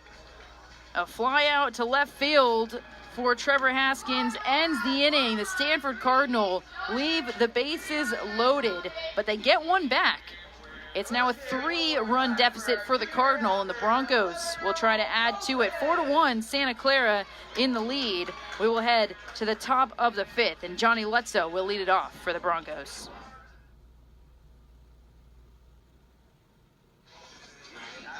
Welcome back to ACC Network Extra. Sarah Ash here alongside the Stanford softball legend, Jenna Becerra. No relation to Timo Becerra, I meant to mention that.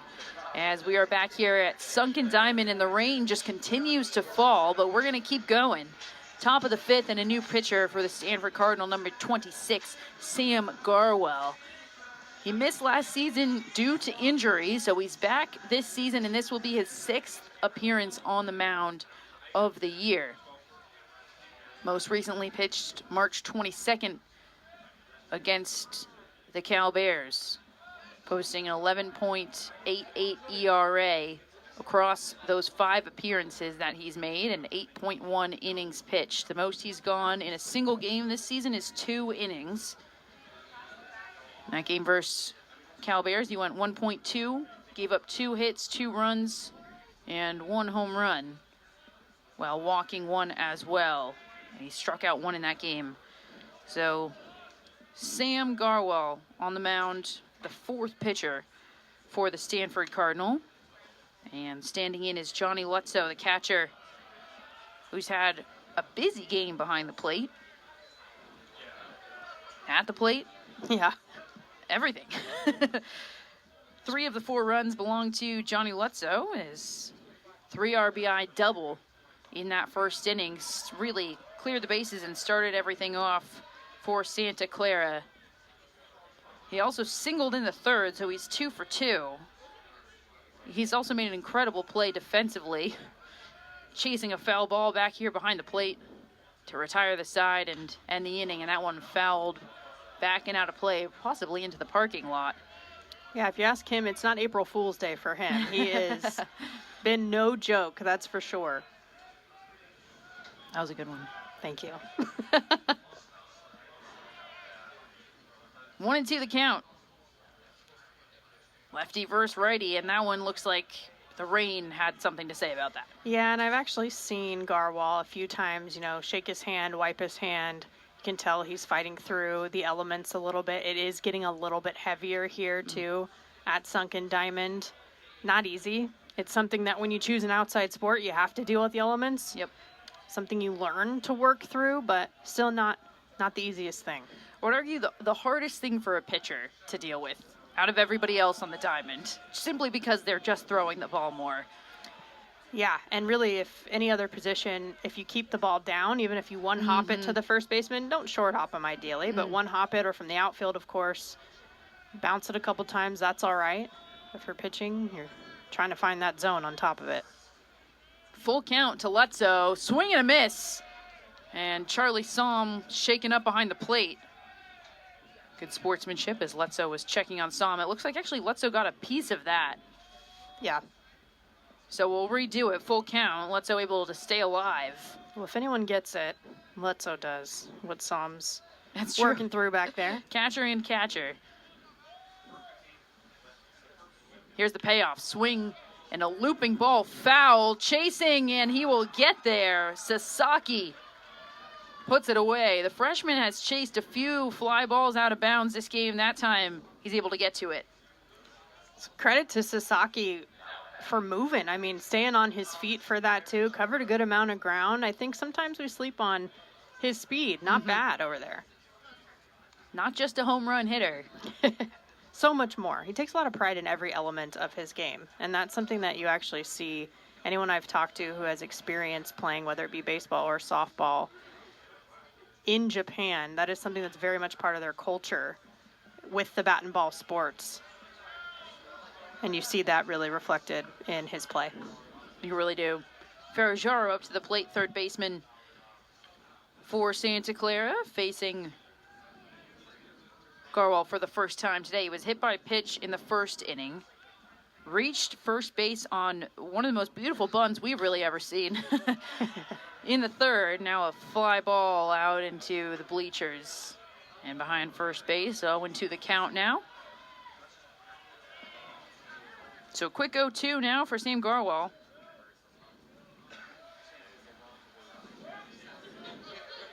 Facing the third baseman of the Broncos for the first time tonight. Inside and low. It'll be 1-2 the count. Garwal, the fourth pitcher for the Cardinal, as Nick Dugan went a third of an inning.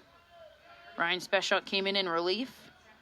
Ben Reimers after that, and now Sam Garwal.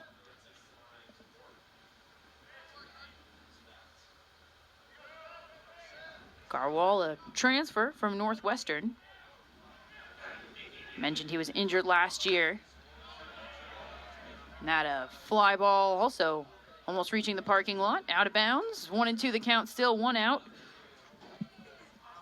As the rain continues to come down here at Sunken Diamond. Working slowly and methodically is Garwal. The junior out of San Diego delivers. And that one missing low. 2-2 the count. Ferrajaro, after going down 0-2, has done a good job fouling pitches off and working back in this count. Now 2-2. Swinging a bouncing ball to short. Becerra scoops it up, flips it over to first, and Sasaki will put Ferrajaro away. So 2 up and 2 down now for Garwal. We talked about the pitchers dealing with the elements, trying to make accurate pitches, but making accurate throws as a defender too. Becerra, nice job on the run even to get that across the diamond and hit Sasaki in the chest.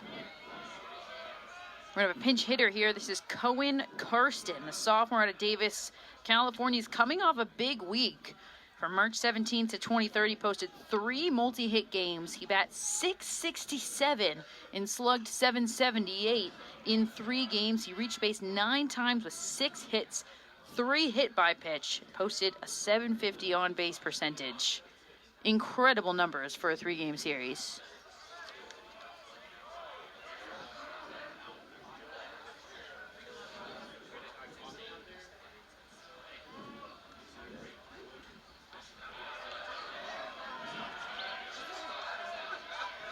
That one in there for a strike, going to the count. A quick 0-2 now to Karsten.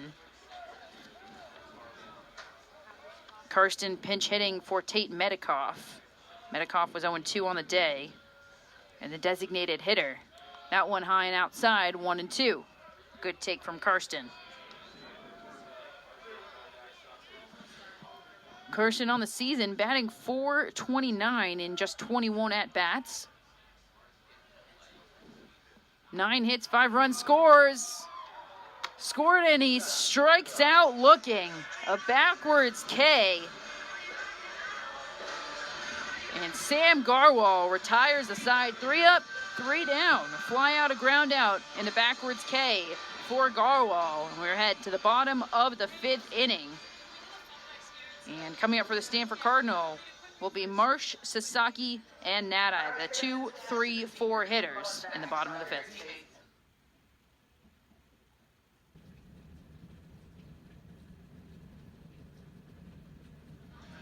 Bottom of the 5th here at Sunken Diamond. Sarah Ash here alongside Jenna Becerra. We got some new dry dirt. It seems like the rain has really let up. Thank you to the grounds crew who is making this safe and very playable. And RJ Mine back on the mound, getting a few extra pitches in that new dirt.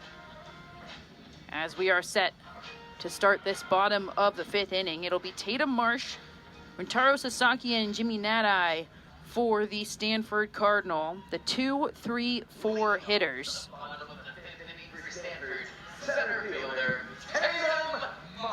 Tatum Marsh to lead it off, the center fielder, number 4, singled in the first, flied out to first base in the 3rd, and now makes his 3rd plate appearance.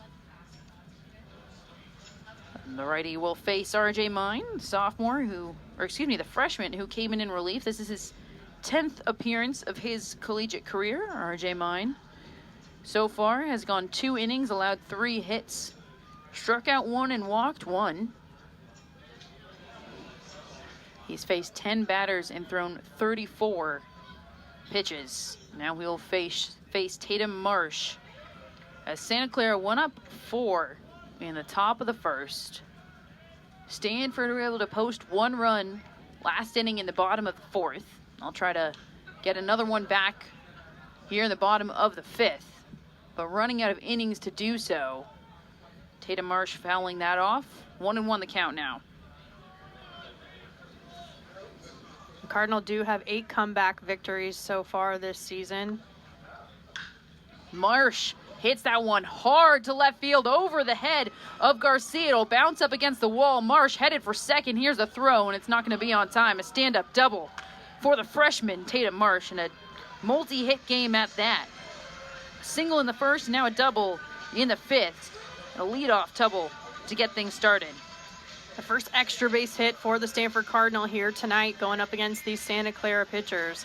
Have to give credit out there in left field, the way Garcia played that off the wall. He barehanded it off the hop to get the throw in really quickly. And of course, Marsh standing up there at second base, but absolutely denying the opportunity to take a 3rd bag. It's the freshman combination with Tatum Marsh, the freshman, hitting second. And now up to the plate, the other freshman in the starting lineup, Rintaro Sasaki, who's had a lot to do defensively. At the plate, he's singled and he's flied out. Actually, in the 3rd, it was that pop fly foul that Lutzo behind the plate, the catcher for the Broncos, was able to chase down and retire Sasaki and retire the side. And now Sasaki up to the plate with no outs, 1 on. And a big bat. We mentioned he holds the record for his high school for most home runs. At a high high fly ball, staying in bounds. Lutzow chasing and just missing it. Oh, you talked about how much that ball moves, Jenna, and we could see it there. Yeah, and it wasn't even that he didn't get there in time. He actually overran it, right? Yeah. Because he's on the move trying to figure out, okay, let me track this all the way in and how far I have to go. Well, we said it was 70 feet from behind home plate to the backstop. He caught that or attempted to catch that right near his own dugout. So a lot of ground he had to cover. A good effort, nevertheless, from Lutzow. For a moment, it looked like Sasaki was going to be retired 2 times in a row on a foul ball by Lutzow. Instead, 0-2 the count. Runner on second, high and inside. 1-2 the count. I think one thing I talked to head coach David Esker about, too, was the expectations of Rintaro Sasaki coming in. You know, a lot. You talked about some of his accolades, just preseason accolades as a freshman coming into this, and how much is kind of placed on his shoulders. And he said he's so team-oriented. He just loves being a part of the team. He actually says he gets lost in being a part of the team, and that's what's able to keep his feet on the ground while he's trying to, of course, be his best every single at-bat, every single play. Certainly one of the highest of praises that you can give. And trying to steal third, it's called safe, is Tatum Marsh. He took off. Tatum Marsh, you don't see that every day. Steals third base. The throw from Lutzow was just not in time. Nevertheless, Rintaro Sasaki was retired on that play as well, we should note. Yeah, a big out, but the wheels of Marsh now just 90 feet away from chipping away a little bit more at that deficit.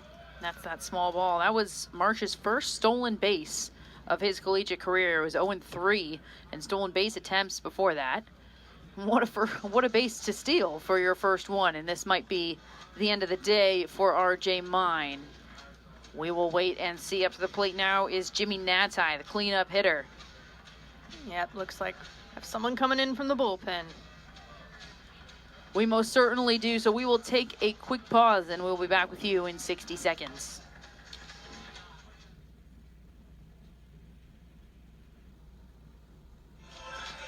Welcome back, everybody. A new pitcher on the mound for the Santa Clara Broncos, and it's number 29, Tyler Alleman, making his 9th appearance of the season. His most recent was March 27th versus UC San Diego.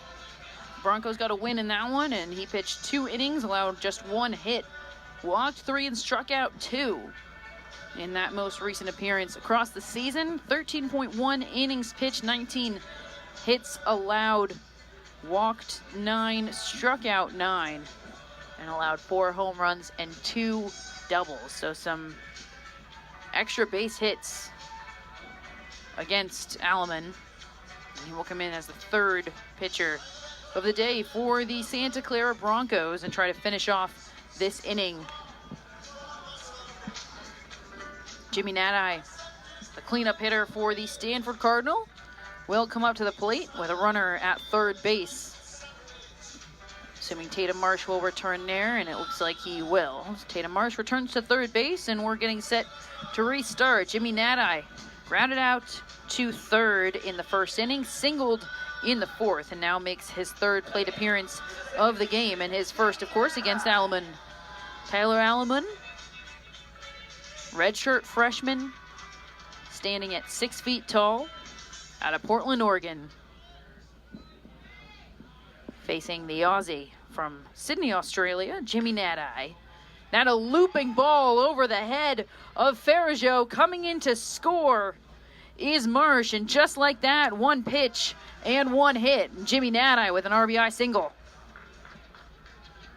A hard bounce on the ground, and it gets over. Again, good things happen when you put the ball in play. That's a nice job by Natai. He scored the only run of the game so far before this. Then he brings in the 2nd one. So Natai, a good eye up there. Brady Reynolds, right fielder, batting 5th for the Stanford Cardinal, will now stand in. He's had an impeccable season at the plate. A tough day today so far. Grounded out to short and struck out in the 3rd, and that first pitch in, just missing, 1-0 the count.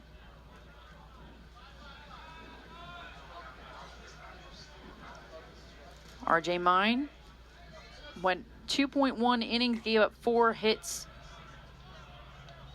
2 runs, 2 earned runs, 1 walk, and 2 strikeouts. Now as we close the book on RJ Mine, that runner at third belonging to the freshman. Now runner at first belonging to Alleman.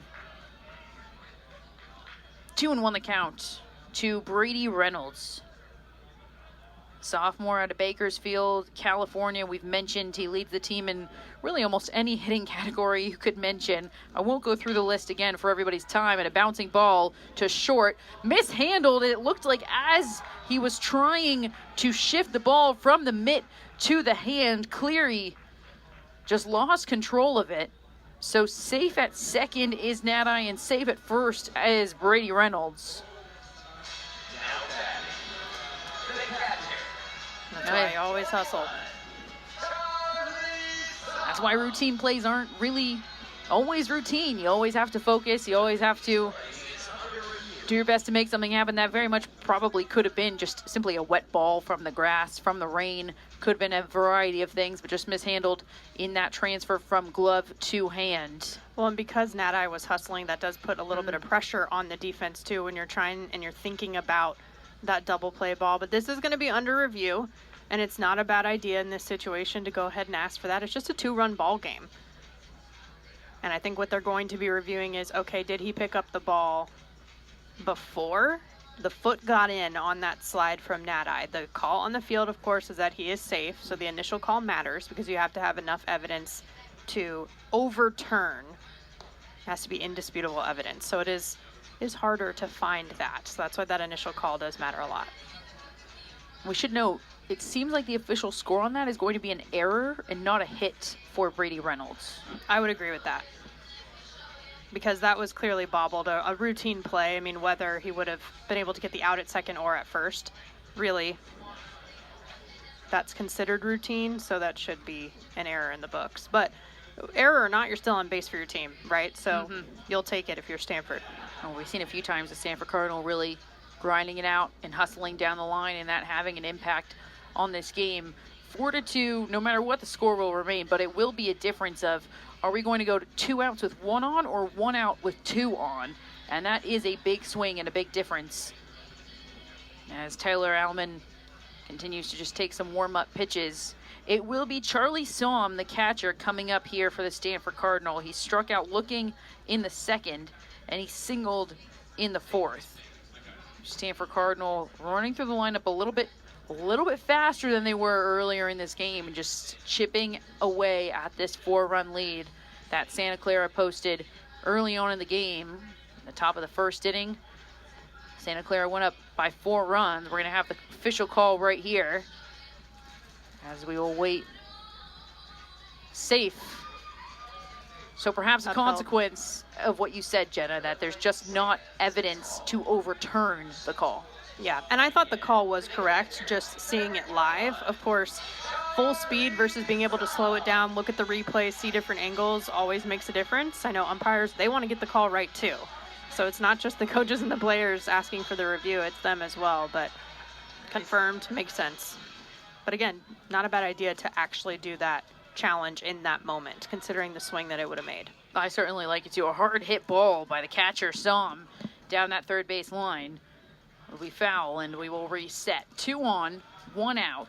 0-1 the count now to Charlie Somm, who's 1 for 2 on the day, but this will be the first time facing Tyler Alleman. Another identical foul ball down the line. 0-2 now the count. Stanford Cardinal trying to mount a comeback here after going down immediately in the top of the first by 4 runs. They posted 1 in the bottom of the 4th, and now they've tallied 1 in the bottom of the 5th, hoping to make it more.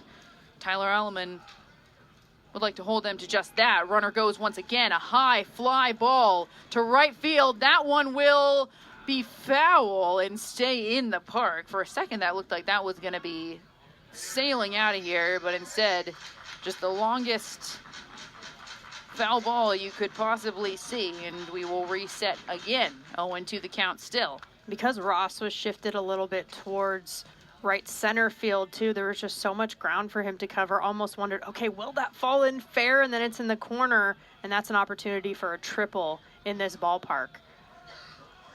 And you can see now Ross actually out in in right field, excuse me, shifted a little bit back, a little more straight up right field now. Interesting too that we did see the runner go on that. That'll be low and outside, 1-2 the count now. We saw Nadai take off. Well, I think he read that too. That would have been unlikely. It would have been incredible. That's a Sports Center top 10 play had he been able to get there. Here's a pitch, swinging a foul ball, bouncing behind the plate. It'll stay 1-2.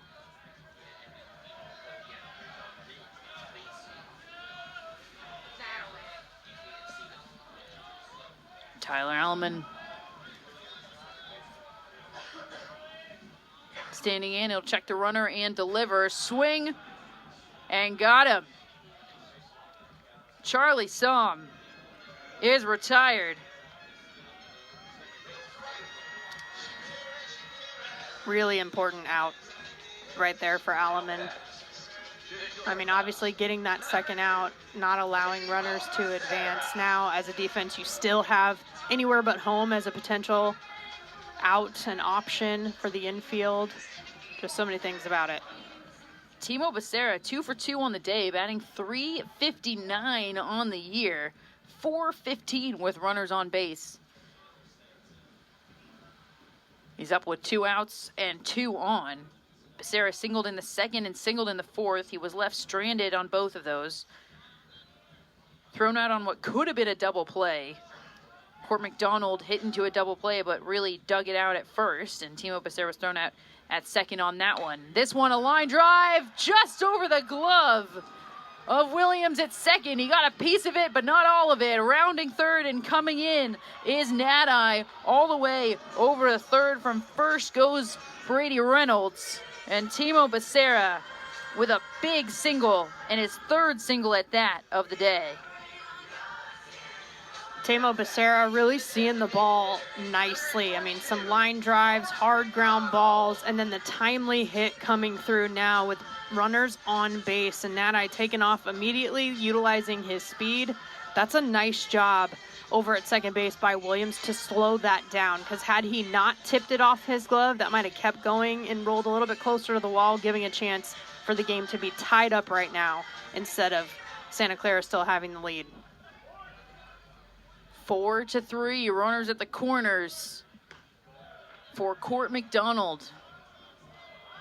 Number 22, the designated hitter today for the Stanford Cardinal. He struck out looking in the second, and he reached in the fourth, as we mentioned. Ground ball that could have been a double play, and Court McDonald really grounded out, this time showing bunt, and going is Becerra. He will safely take second base with no throw, understandably so, with a runner also sitting at third.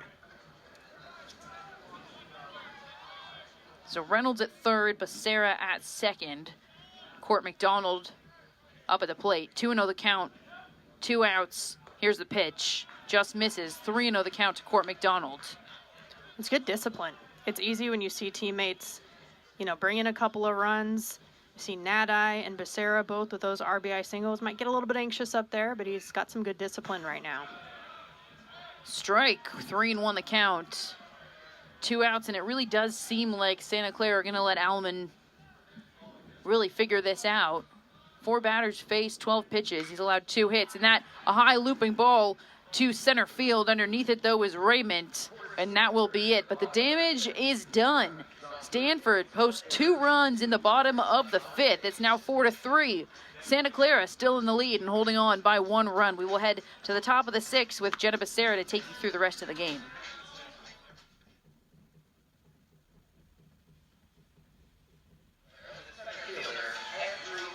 Top of the 6th inning, bottom of the order due to start things off here for Santa Clara. 9-1-2 due up. Raymond in the box now going up against Garwal, who's got an inning under his belt so far after coming in on relief. The bunt attempt is fouled over near the Santa Clara dugout for strike 1. That 4 runs that the Broncos were able to put up in the top of the first inning have stood the test of time so far. Stanford starting to chip away, coming within 1 here as we enter this 6th inning after a 2-run bottom of the 5th. Bunt attempt again. This time goes through it for strike 2. I don't mind the bunt attempt to try to get on for Raymond. I mean, you mentioned Stanford slowly clawing a couple of those runs back, and a 4-3 lead just simply not enough to feel comfortable. If you're Santa Clara, you add 1, maybe 2 to that in this inning. At least that feels a little more comfortable. But with how Stanford have been hitting, you need more than just the 1. And gets strike 3 right there. A strikeout to lead off the top of the 6th inning. That is the 3rd for Raymond today. It's been a tough day for the number 9 hitter, the center fielder. We'll go back to the top of the order as Garcia will now stand in from the left side. He singled and scored back in that big first inning for Santa Clara. Flew out in the 2nd and struck out in the 3rd.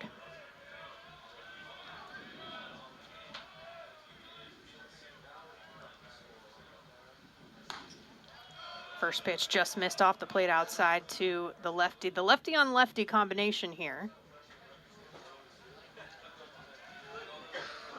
Garwal has a couple of strikeouts on the day, has not allowed any walks. Broncos looking to get their first hit against him as that's fouled straight back. Well timed there from Mateo Garcia. We mentioned just what a bat he has. He leads this team in so many statistics, including hits and batting average. And he's done a good job today with that single to lead things off in the 1st. That one perfectly timed. The 1-1. Check swing, bit of a hesitation, but it's in there for strike 2. What a pitch. Really just completely tied up and twisted up Mateo Garcia with that off speed. Garwell just notched his 14th strikeout this season.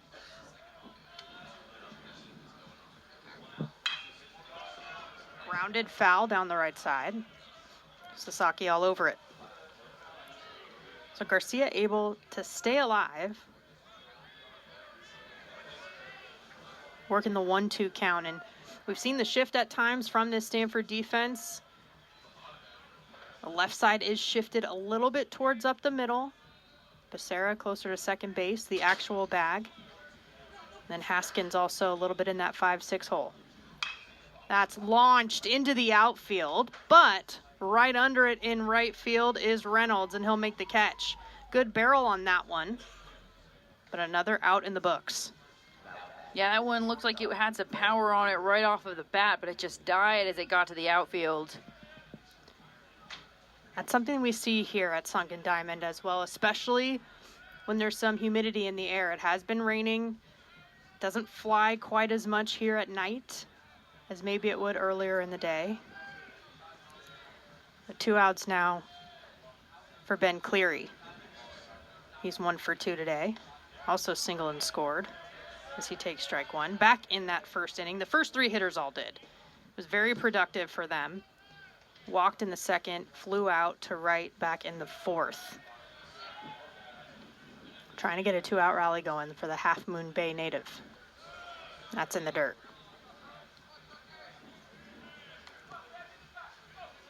I love how on top of it Vines is, the home plate umpire. He's been on top of everything, on top of the calls, on top of the new baseballs. He's making sure to make those calls nice and big. Probably not for us, but I'd like to think for us.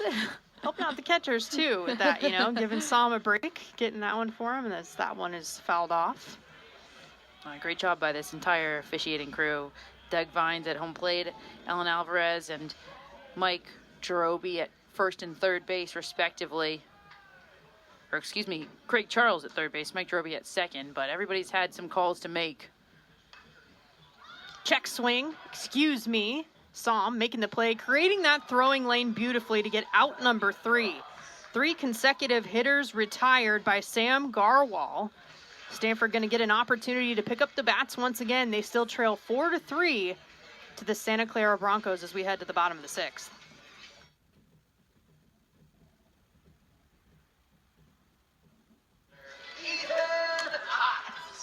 Bottom of 6, bottom of the order leading off for Stanford as well. It was 9-1-2 for Santa Clara. The same thing here for Stanford. Ethan Hott in that 9 spot, trying to get something going for the Cardinal. They're now out hitting Santa Clara, 9 hits to 7. Those 4 runs in that first inning, still proving to be the difference as Hott takes ball 1.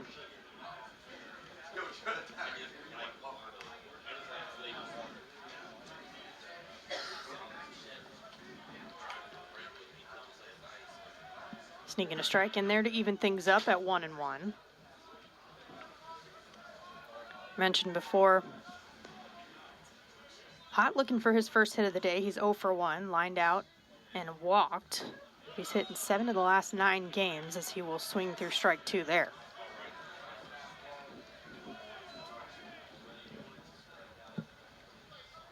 Bottom of the order hasn't been quite as productive.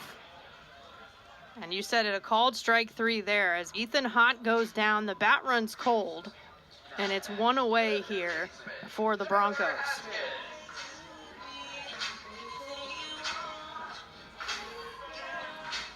So Trevor Haskins now trying to get things going at the top of the order. He's 0 for 3 today. 3 outs in the air so far. 2 flyouts and a pop-up in the infield.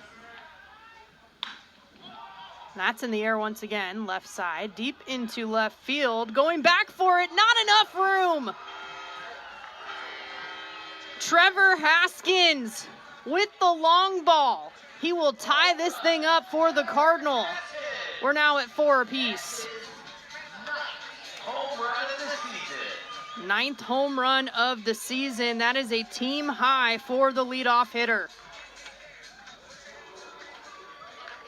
Well, you said it before the at-bat. He'd flied out 3 times, and that time he gets under it just perfectly. You could tell the moment it jumped off of his bat, that had some power, it had some distance. It looked different than all the other fly balls that were just dying in the air in the outfield.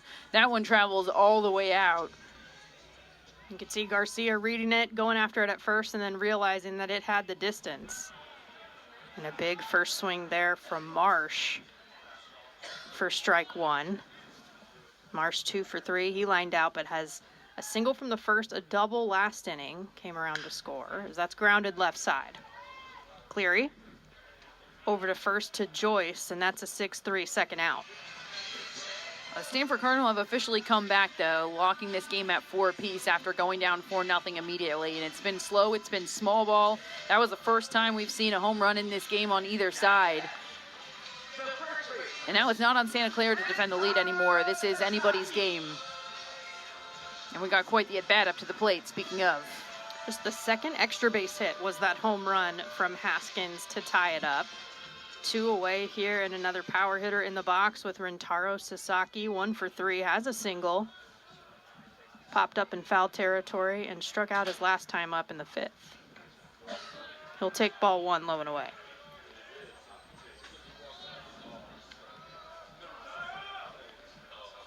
Alleman has allowed 3 hits in an inning and a third that he's been in, as that catches the inside corner.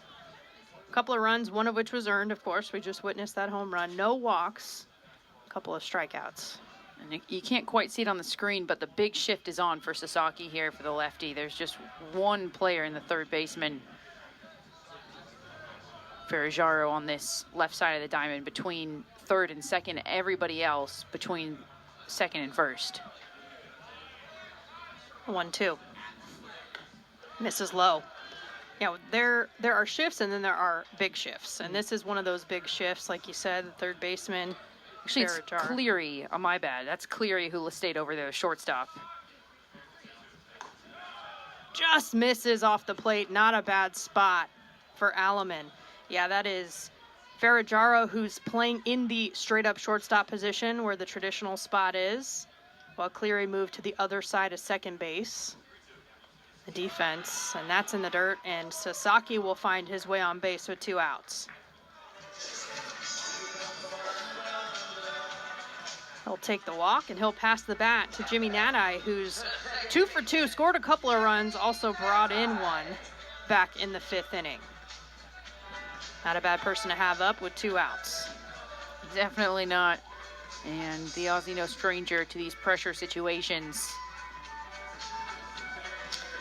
He's had a hit in all but 2 games so far this year.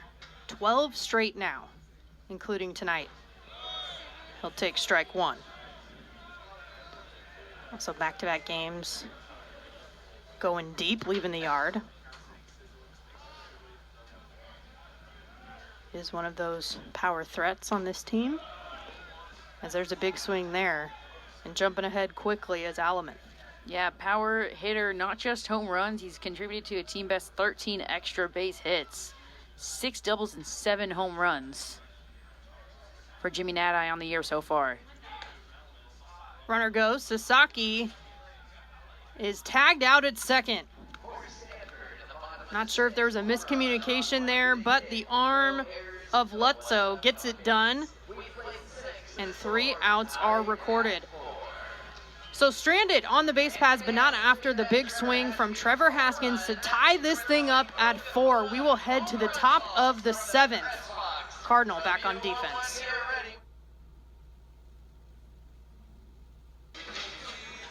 A new inning and a new pitcher on the mound once again for the Stanford Cardinal. The 5th arm that we have seen so far. It's number 34, Trevor Moore, now entering for Stanford. Moore, this is his 11th appearance so far this season, all in relief. He's got a 6.11 ERA, 17 2/3 innings pitched, given up 18 hits and 12 runs, 22 strikeouts to 9 walks. So far, hitters .257 against him in this 2025 season. He'll take the place of Sam Garwal, who we saw as pitcher number 4, ultimately went 2 innings, didn't give up any hits, had a couple of strikeouts, faced 6 batters. Pretty efficient outing for him. Couple of flyouts, couple of groundouts he was able to produce. 30 pitches on the dot in his appearance today. And now Trevor Moore taking over. And he'll go up against an important part of this Santa Clara order with 3, 4, 5, starting with Joyce.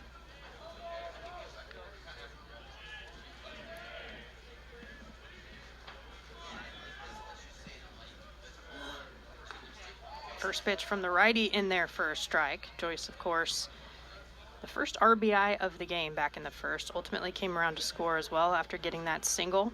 Hit the ground rule double back in the 4th inning as well. Was ultimately stranded. Gets a piece there, out of play above the stands. Hard hit. Really good day at the plate for the first baseman here in Dylan Joyce. You mentioned what he's been doing. The graduate student out of San Rafael, California, in his last year here, trying to make it count. .333 hitter, hitting .400 as the leadoff. The 0-2. Good pitch off the plate, even better take.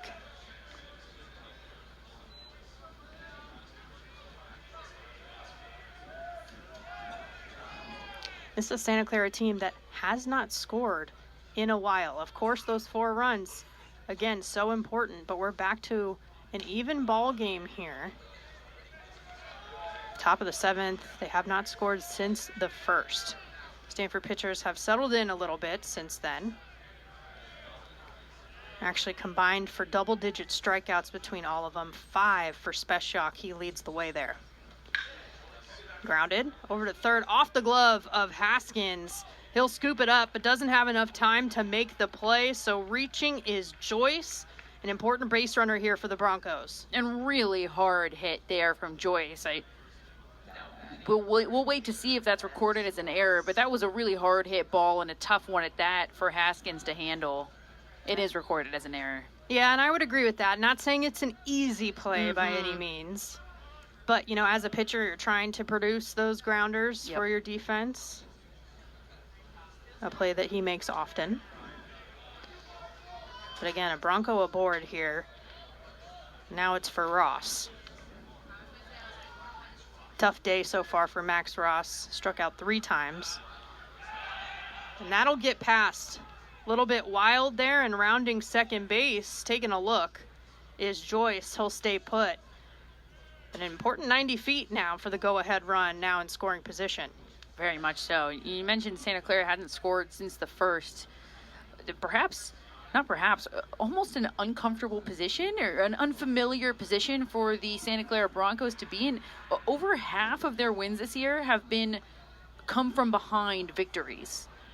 So statistically, truly just not used to getting ahead and defending that lead. This might be a more comfortable position for the Broncos to be in, locked at 4. Grounded right side. Matt Eye will wait on it. Quick throw over to first to Sasaki. The out is recorded as Joyce advances over to third base. 1 down.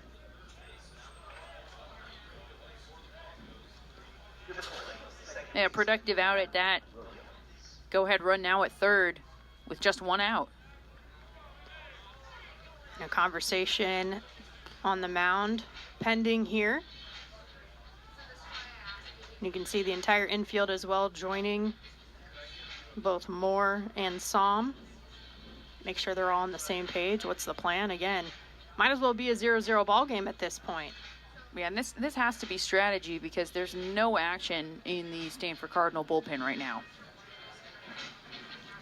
Possibly breaking up a little momentum. I was going to say, do you think that they're going to bring the infield in and really protect the plate and protect that go-ahead run? Typically in this situation, that is what you're going to do. Less than 2 outs, runner at third. The infield's in a little bit, trying to protect that run and keep them from coming across. These are the types of situations that you practice in practice constantly. Mm-hmm. And that includes the pitchers as well. They are the 5th infielder, part of the defense themselves, anything that comes back to them. Of course, this is a staff working alongside David Esker that he relies on a lot. He said he's very fortunate to have them. He's in his 8th season himself, but the Kathy Wolf assistant pitching coach is Thomas Eager, Steve Rodriguez, Andre Mercurio also on staff. Of course, Eager been with him all 8 seasons so far. Rodriguez in his 6th, Andre in his 4th.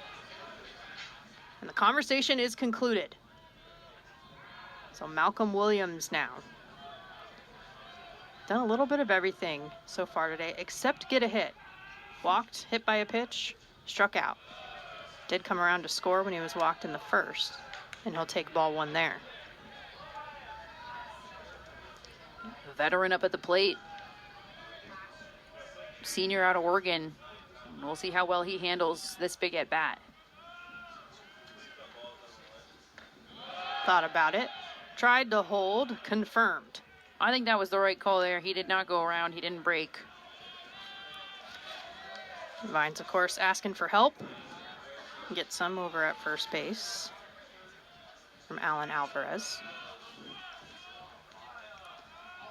2-0. Soft liner over the glove of Becerra at short. That's enough to bring in the go-ahead run. And that costly error allowing Joyce on base comes back to bite Stanford. Broncos up 5-4. Well, the infield wasn't pulled all the way in onto the grass, but they were maybe a foot off of it, so they were not in their normal positions. They were still infield in, and that kind of bouncing ball, that's what you risk when you bring the infield in, because that kind of bouncing ball would have been more of a routine play there for Becerra at short. But that big hop just over his glove, because he's positioned in a little bit to protect that go-ahead run at the plate. Still 1 down, runner at first. More checks Williams. First run that has come across for the Broncos since that 1st inning. Bledsoe, of course. Speaking of that 1st inning, that timely hit. 1 swing, 3 runs coming across with his double, clearing the bases back in that 1st inning, but a single since then. He did pop up. Richard Sasaki back in the 5th. That's fouled out of play.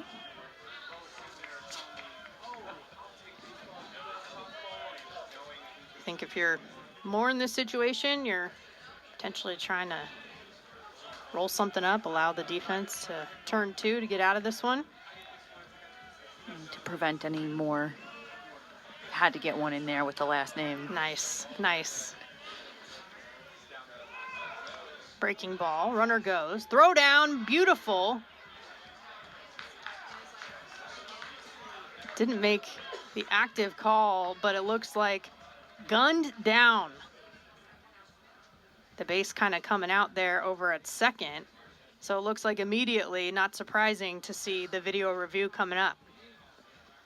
Well, not surprising to see Malcolm Williams go, especially in this type of situation. Malcolm Williams, 5 for 8 on the year in stolen base attempts before today.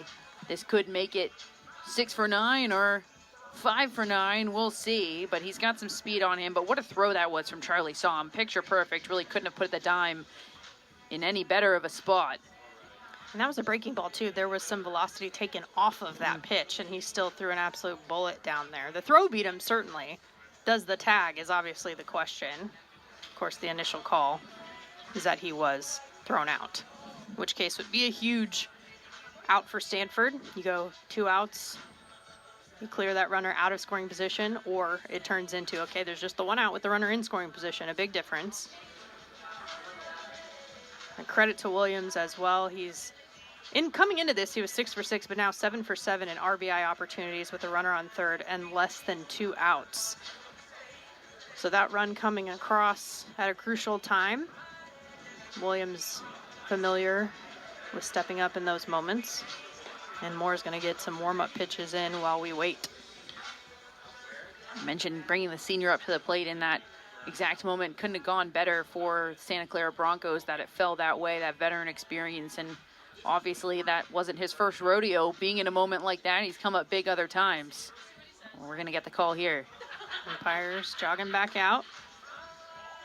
It is confirmed that he was gunned down. So another caught stealing in the books for Somm behind the dish.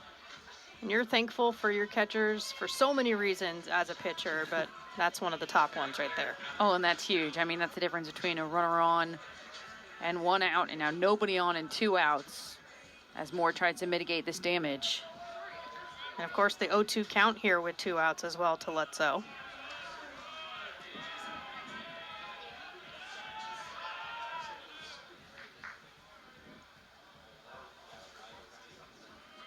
Moore taking his time getting set. That's fouled out of play once again. Stanford side. Bit of a breeze picking up here at Sunken Diamond as well. Tough to see on the stream right now, but the flags in center field are blowing a little bit by the batter's eye for the Klein Field sign. And that's in the air. Hanging into right field. Reynolds under it, makes the grab. So after the 1 run comes across, the Broncos retaking the lead 5-4. The Cardinal prevent any more from coming across. They will pick up the bats after the 7th inning stretch. When we come back, it's 4-5-6.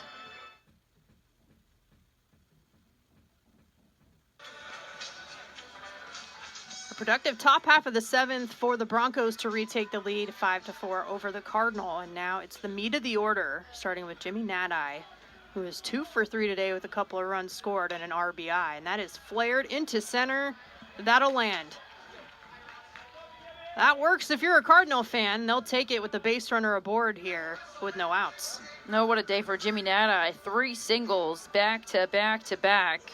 Grounded out in the first inning, and since then it's just been a singles party for Jimmy Nadai. Different type of singles party. Yeah. Just keep stacking those hits, and that'll get a conversation on the mound, and it looks like that will be it for Alleman. Of course, came in after Fontaine, then Mine came in to relieve first. Alleman was the 3rd pitcher that we had seen today from the Broncos. We'll have a new one coming in shortly. We'll get you that information as we come back with the warm-up pitches underway.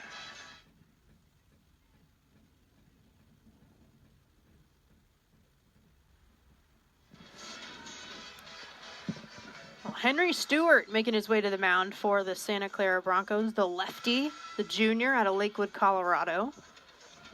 He comes into this one with 14 2/3 innings pitched. He's allowed 5 hits, 1 run, which was not earned, 10 strikeouts to 9 walks allowed.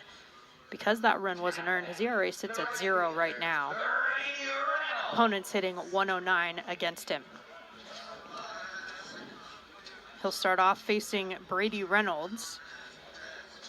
Grounded out, struck out, and then reached on the error over at shortstop, the lone error on the day for Santa Clara. Reynolds trying to keep his 3-game hitting streak going. Coming into today, reached safely in 3 straight games. He was 3 for 5 in that last game, the 9-8 loss in 10 innings in Virginia. Had an RBI and scored a run as well. 3 for 4 the day before that. 2 for 4 the day before that. So actually had a really good series out there in Virginia despite the result for the Cardinal overall. The pitch misses low, make it 3-0.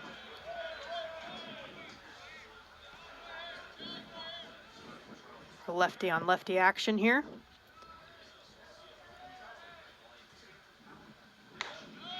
And that catches the zone there to make it 3-1.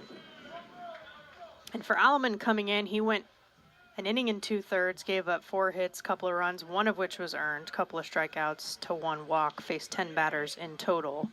Did allow that home run from Haskins. And that's a walk right there from Stewart, and the first batter that he faces. So 2 aboard now for the Cardinal, no outs. Yeah, the tying run now in scoring position. Go-ahead run at first base. That's a big walk right there. You just put the go-ahead run on the base path. That'll make way for Charlie Somm. He's 1 for 3. Couple of strikeouts, but did have a single back in the 4th.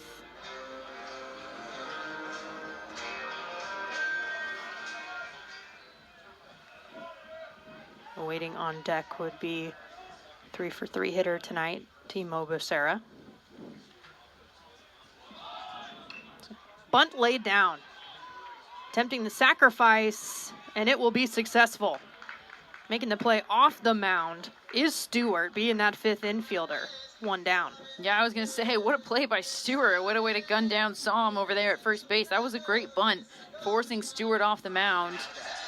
Stewart's a righty. He was falling the opposite direction, away from where the bunt was. He had to change directions, go pick that up. Good thing is he's a pitcher, and he can throw pretty hard.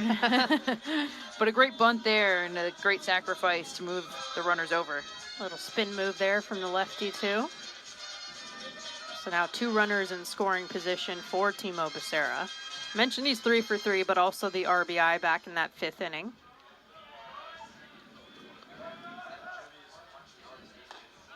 Waited on it.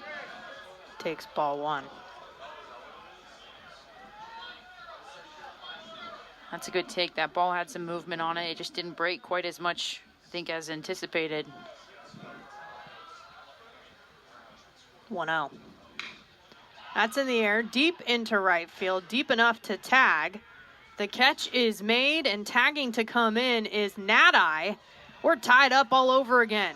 The sacrifice fly from Timo Becerra, and it's 5 apiece. Well, a single, a walk, sack bunt, sack fly. This is great baseball here by the Stanford Cardinal, and this is where the walk comes into play. You put the go-ahead run on the base path, and now he finds himself at third base. A nice job by Reynolds to also advance from second to third. And now we're going to have the pinch hitter in for the designated hitter, McDonald.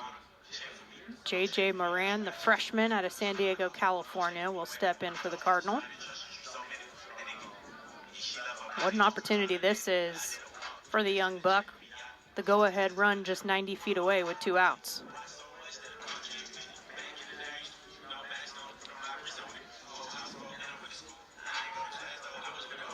J.J. Moran hitting 200 on the season so far. He's 3 for 15 overall. That does include a double, got an RBI to boot. 4 total bases so far this season.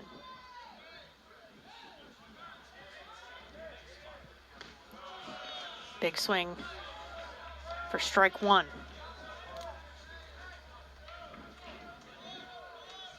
See the aggressiveness, seeing that first pitch out of the hand of Stewart. And that one will miss. Even now at 1-1.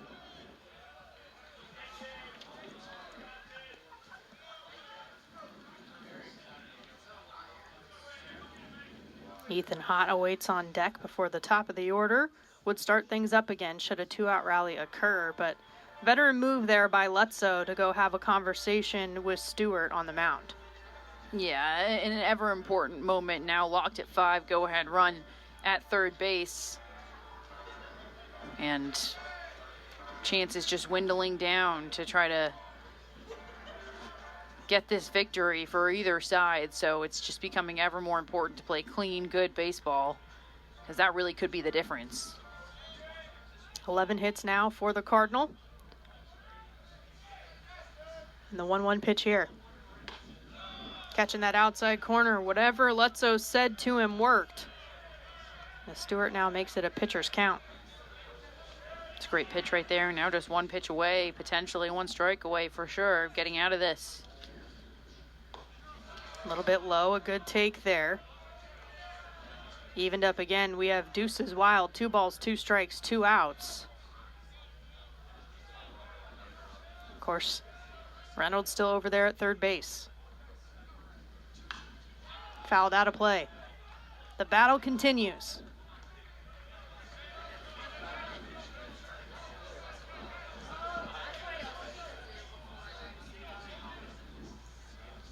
Getting down to the wire here late in the game. Swing and a miss there. A massive strikeout from Stewart to get out of it.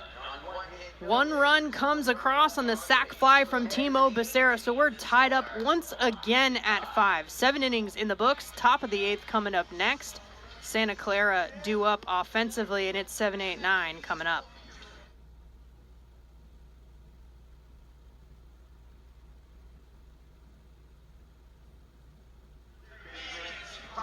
Another new inning, another new pitcher for the Stanford Cardinals. So after 1 inning, Trevor Moore appears to be done for the evening, and Oren O'Haron comes in.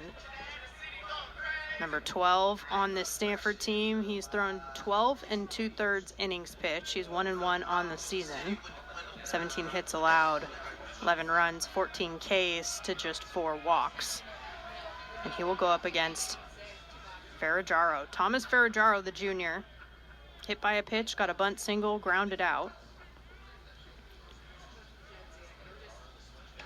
I'll take ball 1 here to start things off in the 8th. O'Haron did get some time in game 1 at Virginia. Allowed 3 hits and 3 earned runs before passing the ball over to Reimers. It was another game where there were 6 Cardinal pitchers who made an appearance. O'Haron, the 6th here today, as that breaking ball's in there for a strike, make it 1-2.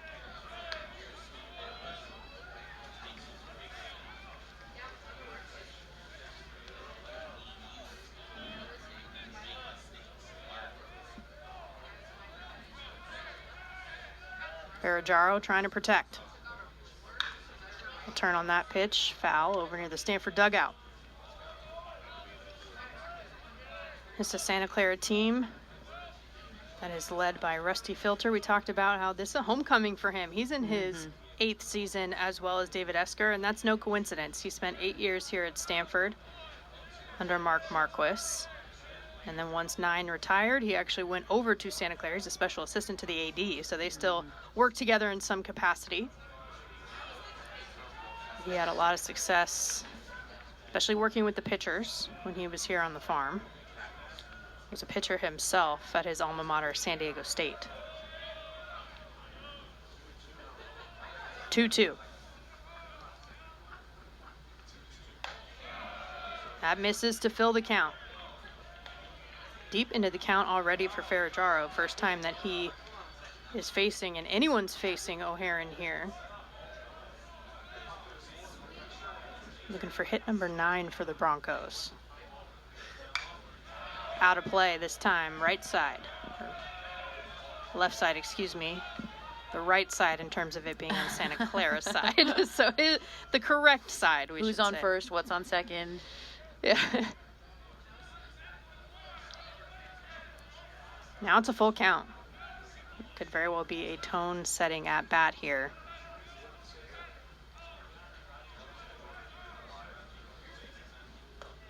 That'll miss.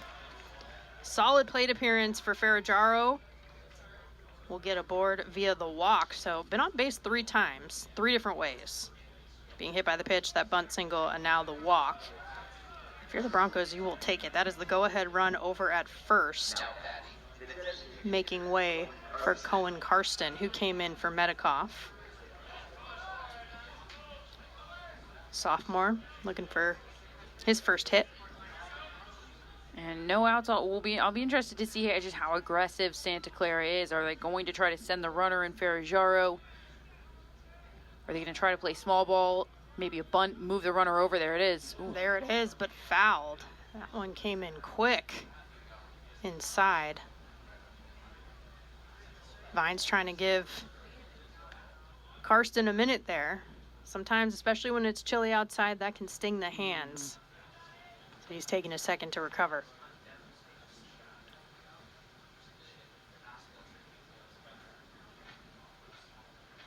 I think everything shows at this point that it's likely a foul ball. I think that's what the initial thought was by Vines, but we just saw Santa Clara coach having a conversation, asking for more clarification, so the umpires are now meeting in the infield. I like this small ball from both teams. This has really just been a battle back and forth. Obviously, Santa Clara went up by 4 runs, but since then, Stanford climbed back into it, and it has just been back and forth. And that's how one of these teams is going to win this game. It's small ball. It's getting a runner on, moving them over, and somehow getting them in. And we'll see if Karsten shows bunt again here. And it is confirmed after the umpire conversation that it is a foul ball. So the 0-1 count here to Karsten. I think you're right, though. Shouldn't be afraid to try again. And he does. This time, fair territory. Sasaki will field it. Underhands over to first base to Nadai. Another successful sacrifice and a runner in scoring position. The go-ahead run now for the Broncos. It's a nice job by Karsten. And Andrew Raymond was due up, but with 3 strikeouts on the day, it looks like we're going to have a pinch hitter. Yep. Kai Cunningham will step in, sophomore from Atlanta, Georgia. The hat trick for Raymond, as you mentioned, has been a tough day. So trying something new. That runner at second with just the 1 out. Oh, even a fly ball to right field here could potentially move the runner over. Obviously, you'd rather not use an out, but any way you can do it. Strike 1 in there from O'Haron.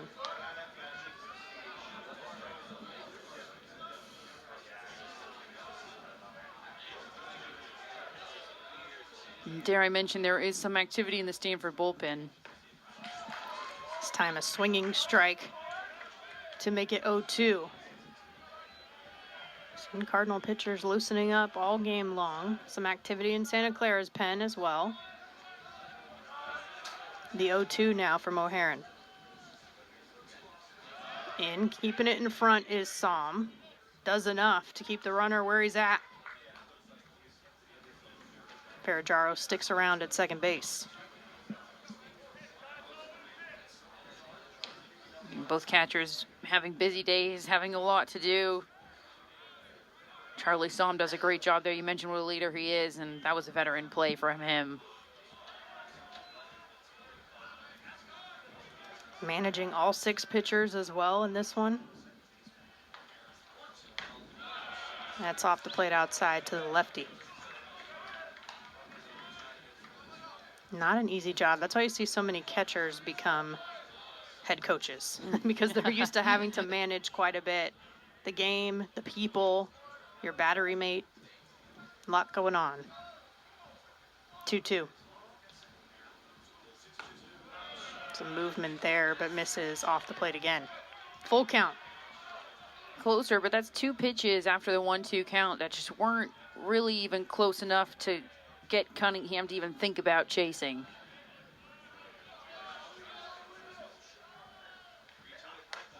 Up and in, misses for ball 4. Second runner aboard via the second walk here in the 8th. Oh, that was a great at-bat from the redshirt sophomore, though. You have to give credit where credit is due. A good eye coming back from the 1-2 count to draw that walk.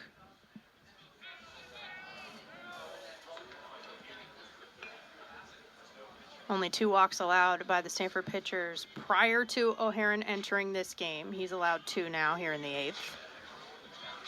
So another conference on the mound coming up here.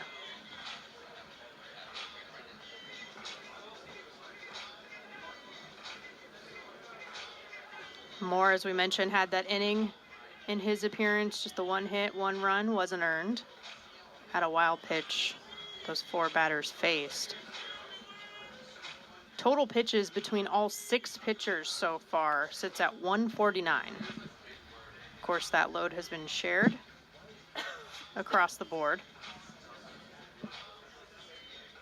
Cardinal have not turned a double play, rolled something up here yet for the defense thus far, something they would love to do here in this situation if possible.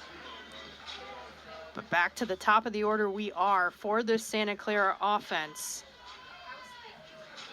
One of the most effective, productive hitters for the Broncos with Garcia. Well, it's been a great day so far for the Broncos with runners on base. They're 6 for 17. They're hitting .353 with runners on. And .308 with runners in scoring position specifically. Garcia himself, a .319 hitter, .357 with runners in scoring position, .429 with runners on. Likes to step up when it matters, as that is fouled out of play.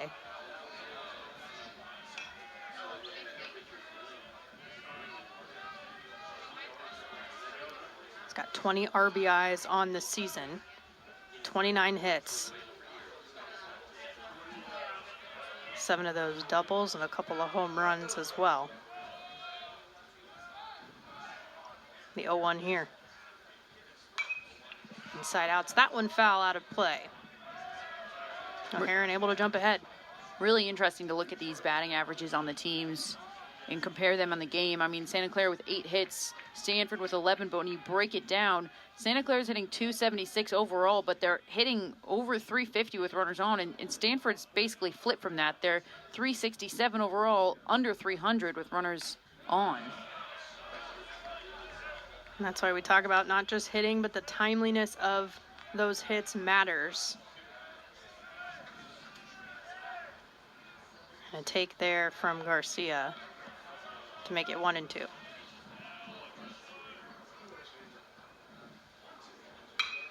That's in the air into center. Coming in to make the catch in shallow left center field is Marsh. An important out there for the Cardinal and O'Haron. 2 down. Yeah, too shallow to tag as well. So unfortunate for Mateo Garcia. He'll wish he maybe could have hit that just a little bit deeper to even give his teammate just a chance at tagging up. We're going to see number 7, I think, Jenna. Yeah, it looks like another pitching change here for the Cardinal. 2/3 of an inning in the books here for O'Haron.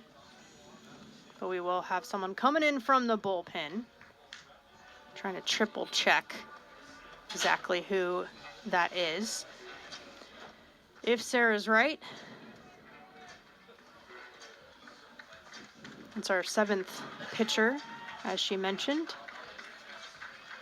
We'll have another righty on the bump. And we'll let them get their warm-up pitches in as we gather all the info for you. Stick with us.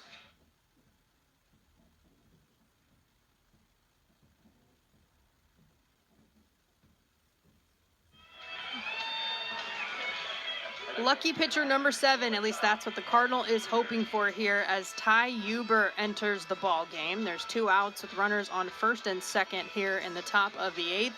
Huber, the righty, out of Cameron Park, California, the senior. Some experience under his belt.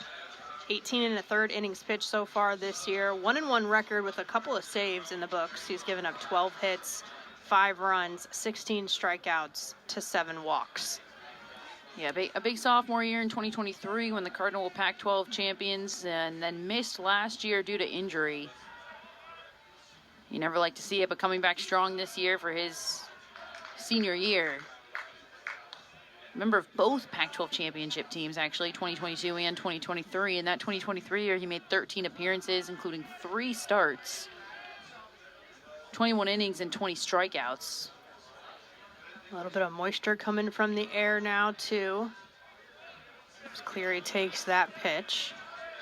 I would call this rain. Yeah. Slowly but surely. You've been generous with the mist, and I'm going to go with rain. It is. We had a little bit of a break there for a bit, but it's back as that's grounded left side. Avoiding it is the base runner, but the force at second is complete. So Cardinal will get out of it, strand a couple of runners. We're still tied up as we head to the bottom of the 8th inning. Cardinal trying to get something going with Hott, Haskins, and Marsh.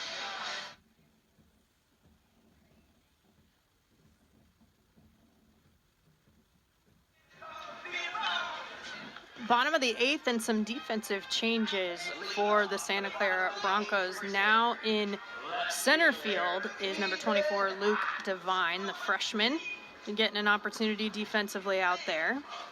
And on the mound, pitcher number 5 that we are seeing for the Broncos, that's Caden Wooster, the junior out of Oakland, a Bay Area kid. 12 1/3 innings pitched so far this season. 0-1 record, but a couple of saves. 11 hits, 8 runs, 10 Ks, 4 walks. First pitch into Ethan Hott, misses outside for ball 1. Hott looking for his first hit of the day. He's looking to heat up. Lined out, walked, struck out looking. And that's hit deep into left field. Will it stay fair? Just foul down the line right near the foul pole. And it had a lot of height to that one, yeah. Sarah. So big time. That one just disappeared almost above that foul pole, but just straight into those trees. Almost lost it in the air, it got so high. That one lined foul that time above Stanford's dugout.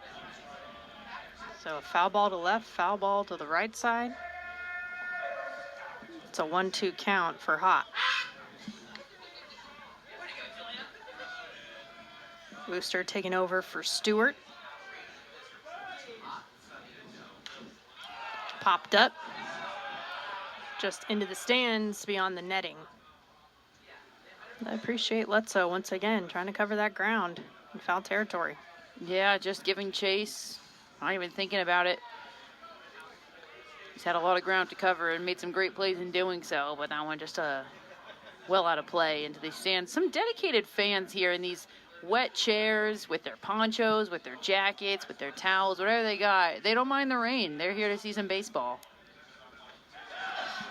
Swing and a miss there. First batter he faces, Wooster gets the K. 1 down for the Broncos here in the bottom of the 8th.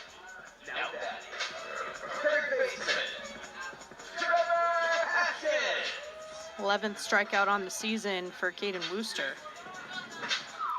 Now he'll face the top of the order for Stanford with Trevor Haskins. Last time, that solo shot back in the 6th.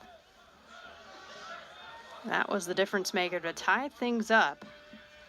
Broncos came back. Stanford responded again. And now we're still tied at 5 here in the 8th. You look at the line, Stanford was shut out in the 1st, 2nd, 3rd, and then every inning since then they've posted at least 1 run. 1 in the 4th, 2 in the 5th, 1 in the 6th, 1 in the 7th. That one way high. Going upstairs. We get 1 ball, 1 strike here with 1 out. The wind's starting to move the rain a little bit too. It's shifting a bit, actually blowing into the press box a touch.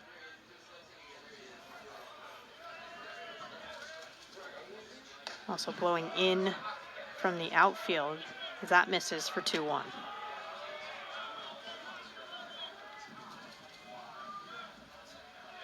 Wooster with a 5.68 ERA. Whip sits at 1.18. 324 hitter in Haskins, as that one's fouled again. Haskin also with a slugging percentage over 600, OPS over 1,000, and on-base percentage nearing 400. National Player of the Week, February 25th, and ACC Player of the Week, February 24th. That's the same week, just named by a different date. Yeah, 11 RBIs in that series at UW in that 4-game series. But swinging through that one. So getting the K back-to-back style. Wooster off to a nice start. 2 down here in the 8th. Yeah, it's a great pitch, and he's tied up both batters now on that 3rd strike. Both of them reaching for it, totally off speed, off timing, and getting twisted up in the batter's box. That'll bring up Tatum Marsh. Freshman is 2 for 4 today. Single and a double, scored a run. Has put the ball in play every time, too. He lined out in the 3rd and grounded out in the 6th as well. Wooster taking a second. Again, dealing with some elements here. We mentioned Sasaki was such a highly touted recruit, but Tatum Marsh really was, too. He's ranked number 8 in I was watching the pitch. He was ranked number 8 in terms of a number 8 outfielder in California. He's 38th overall in the state, just in terms of overall players to watch, and the 40th best high school outfielder in the nation, according to Perfect Game, coming out of high school. Marsh has reached in 22 straight games. They've only played 25 this season, so been pretty consistent. Gets a piece there. And we've talked about, Jenna, in the era of the transfer portal, it's not something that Stanford can capitalize on as much as other teams necessarily, just because of the academics at Stanford. So they do have to recruit very well out of high school, and some really good ones in this freshman class that they were able to bring into the fold. Always impressive when freshmen can start immediately as true freshmen and make that jump from high school to college, which is always a big one. David Esker said it. It's hard to be good as a freshman. Mm-hmm. There's so many changes in your life, let alone getting used to the speed of the game at the collegiate level. Called strike 3. Making the tag to make sure the deal is sealed is Lutzo, and striking out the side is Wooster. What a coming out party for the 5th pitcher of the day that we've seen for the Broncos. Still tied up at 5 going into the 9th. What will happen here at the end with this Bay Area battle? Stick with us to find out.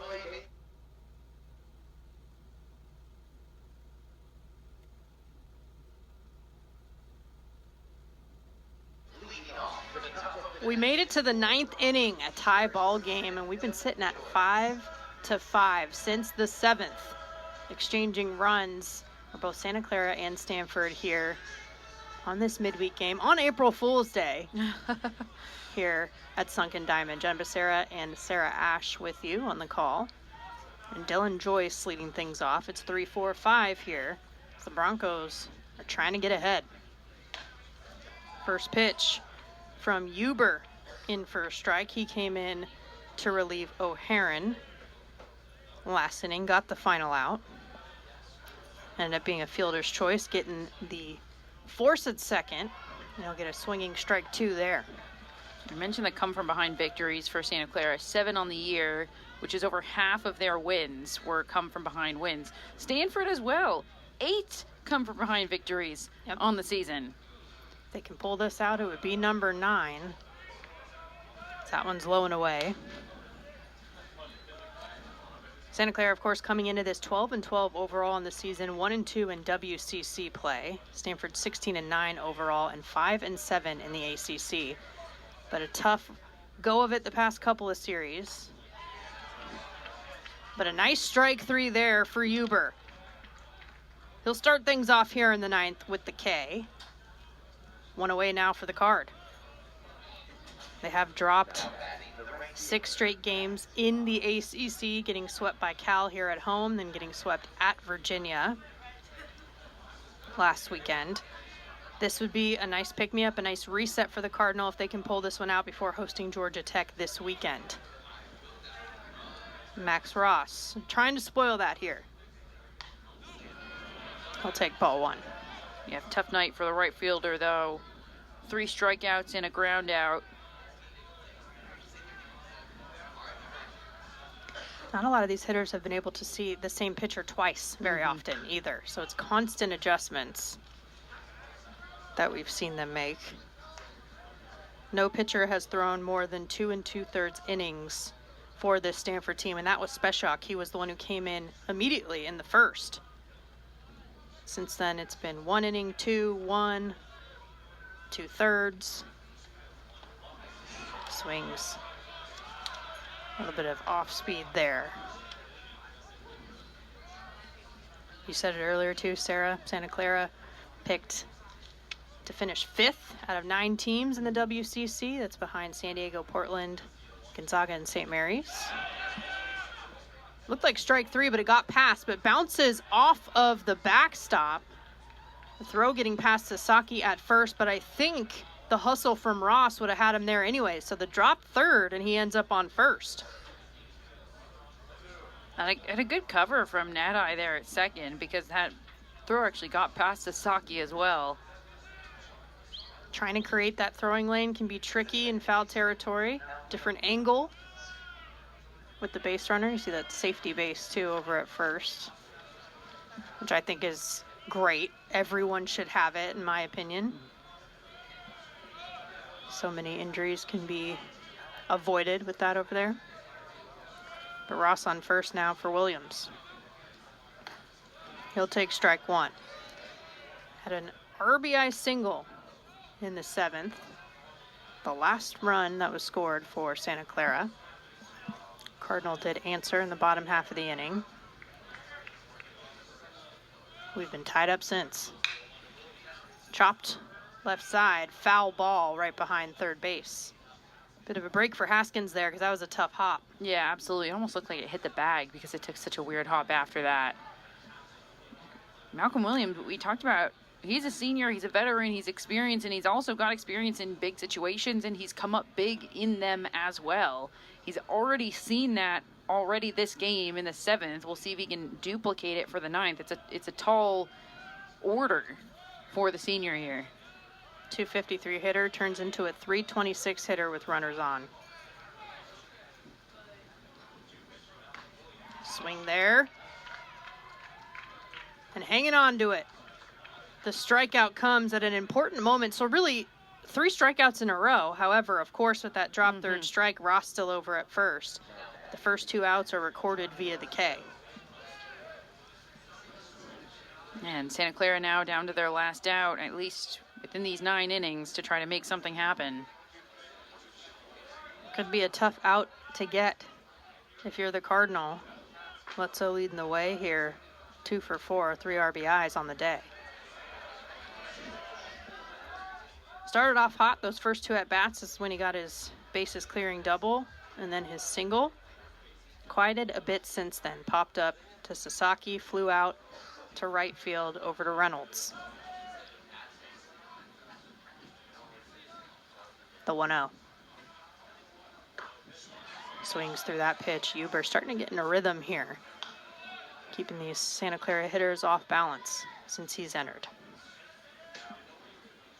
Max Ross does have some speed over there at first base. He's 2 for 3 in stolen bases, although in this situation I would be surprised to see him go.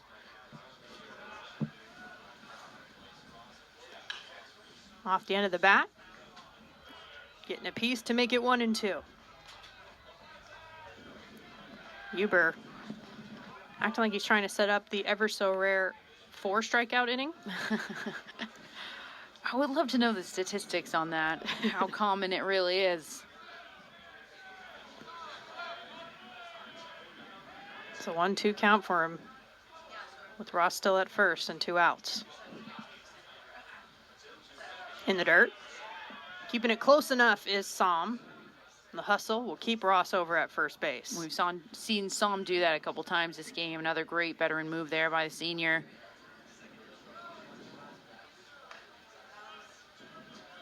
some new baseballs.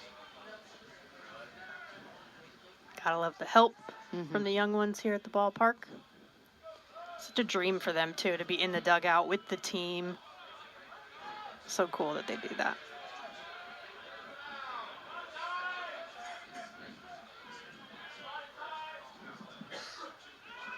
Runner goes, but in foul territory once again. That's a great job from Letzo to just get a piece of that.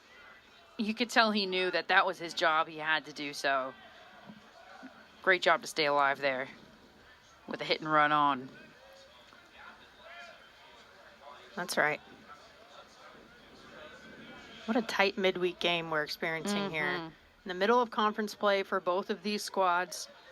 Stanford also picked to finish in the middle of the ACC in their preseason poll, 8th out of 16.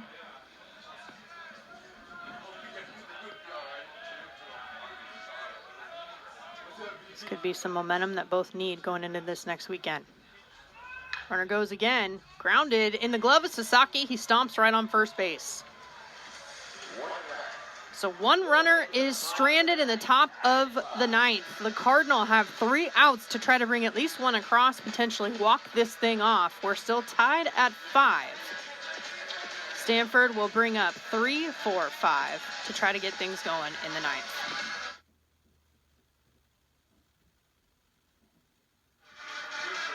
The crazy tree on the scoreboard here at Sunken Diamond, trying to get the energy up for the Stanford Cardinal team, who is hosting Santa Clara.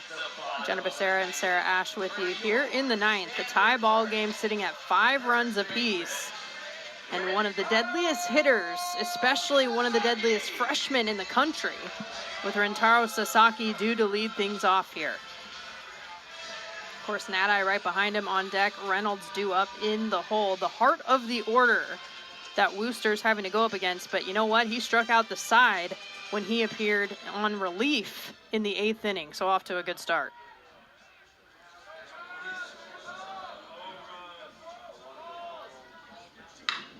That's lined hard, but making the play 4-3. Williams to Joyce, who was set up beautifully in the grass, really, in right field, respecting the power of Sasaki. It was a beautiful hit had the shift not been on. But could have been. But a good strategy, clearly, for the Broncos. Absolutely. To get an important first out. Jimmy Nadai really not easier to get out either. 3 for 4 today with 3 singles, 3 runs scored. An RBI in the books.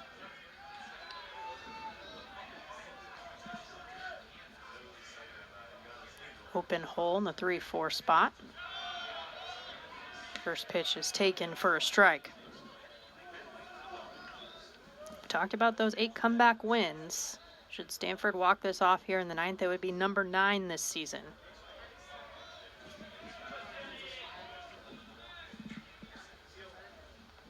In the dirt. Confirmed that he did not go. The 1-1 count here with 1 out.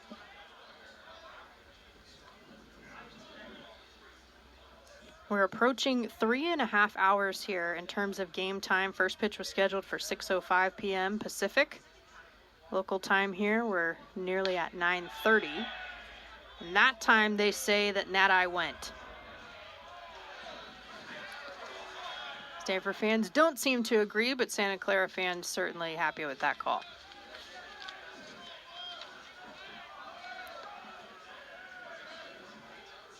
Now with 2 strikes, pitcher's count. Fouled out of play. Nadai staying alive.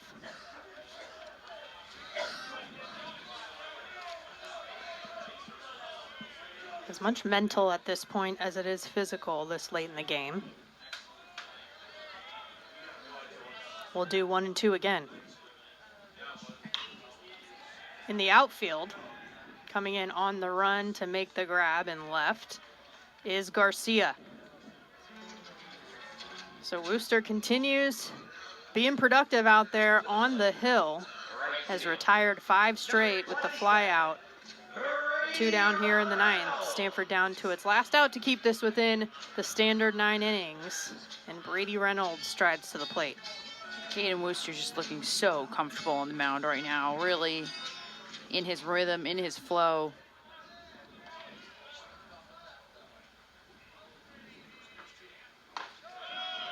First pitch strike there, able to jump ahead to hitters too, always helps with the efficiency.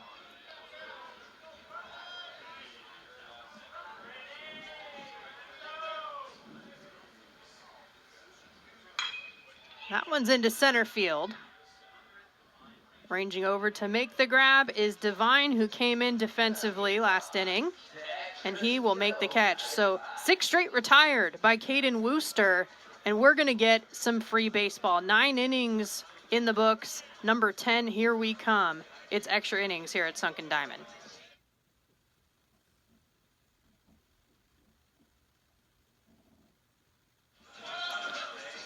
Top of the 10th. Extra innings, here we come. 7, 8, 9 due up here for Santa Clara, starting with Ferragamo. Got 1 hit on the night. It was the bunt single back in the 3rd. Huber still on the mound, and he'll get strike 1.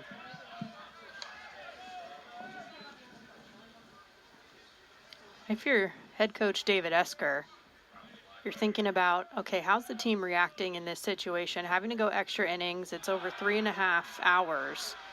And right there is a tough one. Ferragamo taking one for the team quite literally. Yeah, that hurts too. He's going to have to run that one off. Especially in this cold weather, that's going to sting for a while.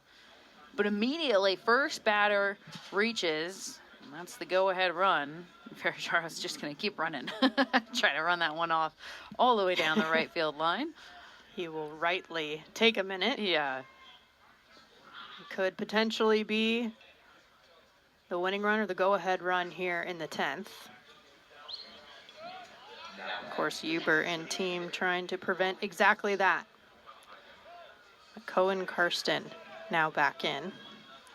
3rd time we've seen him come up as he came in for Medikoff in that DH position.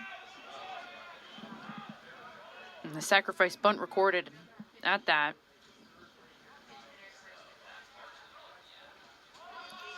Shows bunt to try to do it again, but he'll take ball 1 instead on the pullback. I would like to see him show bunt once again. I mean, it's worked well, and we're in extra innings, so anything you can do to get that runner in scoring position, you might as well do it. No outs. I think it's a good move. The 1-0, he does, and it's foul down that first base line. 1-1, we might see it one more time.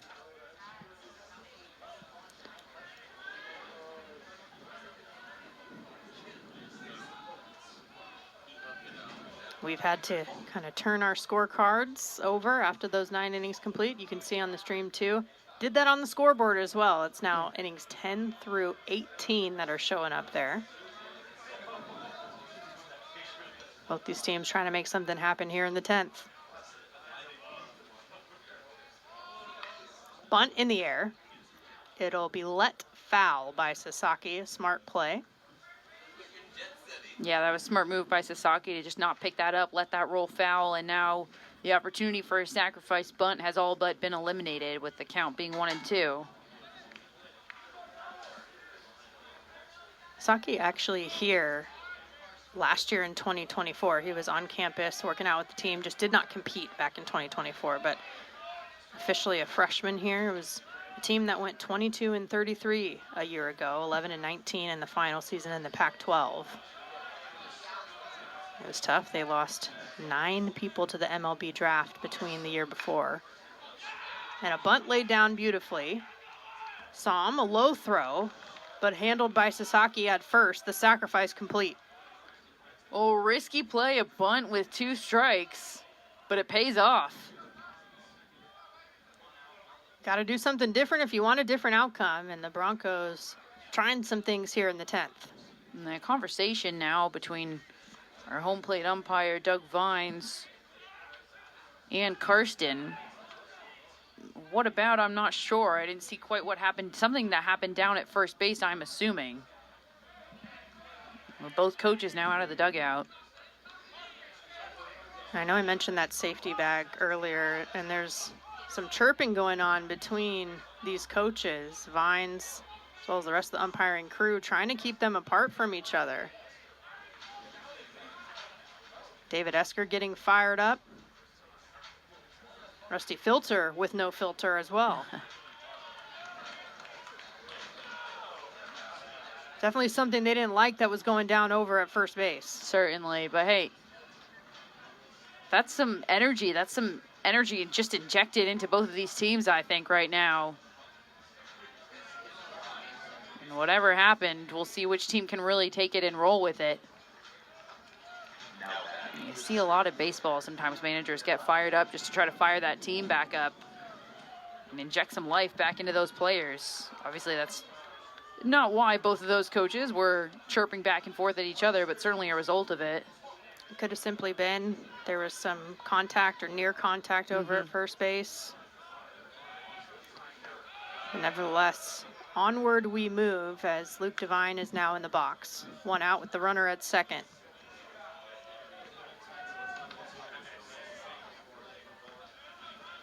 Sometimes players will feed off that energy from the coaches, though. Like, okay, seems like they're fighting for us. Let's get our fight going, bring our energy up. Swing and a miss there.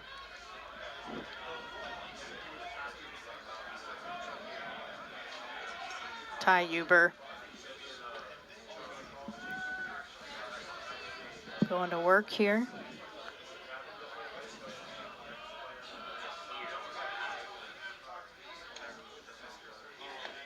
Another swing and a miss there to make it 1-2.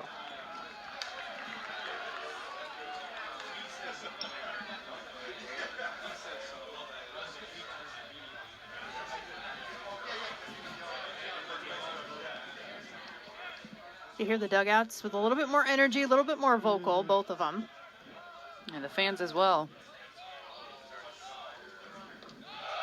And that pitch is low. Good take from Devine. The freshman. First at bat that he has had today.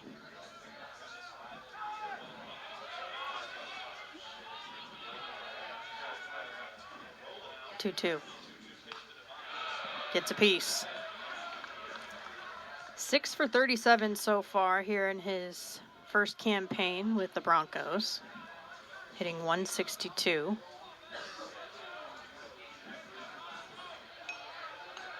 Has walked 4 times as well.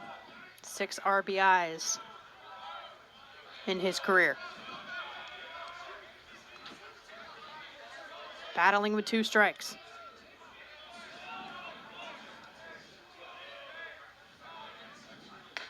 Low and away. Full count.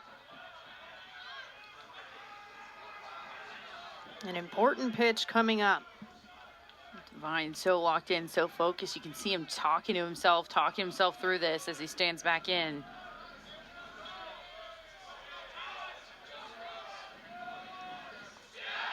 And who will draw the walk?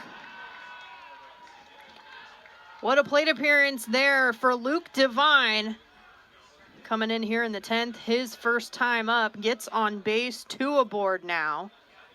As we go back to the top of the order with Garcia. But another conversation, it looks like we may have another pitching change here for the Stanford Cardinals. Some activity in the bullpen as Thomas Eager makes his way to the mound.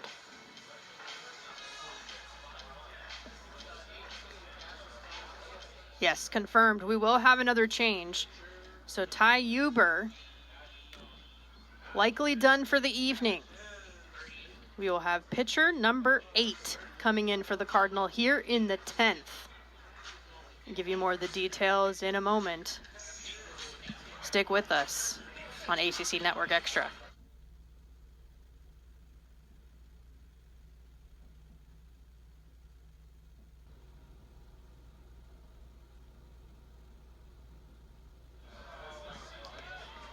New pitcher on the mound, it's Cassis Thomas taking over for Ty Huber for Stanford, the 8th pitcher that we have seen out of the Cardinal bullpen so far today, and he'll start off right with the top of the order here for the Broncos. First pitch just missed. Garcia thought about it, but decided to hold. We still have runners at first and second with the 1 out. So Huber with an inning and 2/3 that he ended up going, did not give up a hit, did allow a walk. Looked like Thomas Eager trying to make sure on the same page with all the pitch comm and the information for calling pitches. You can see Thomas making sure he's got what he needs from Haskins. That's a teammate over there. All the technology that has developed in the game of baseball, especially the last 5 to 10 years, has been pretty incredible.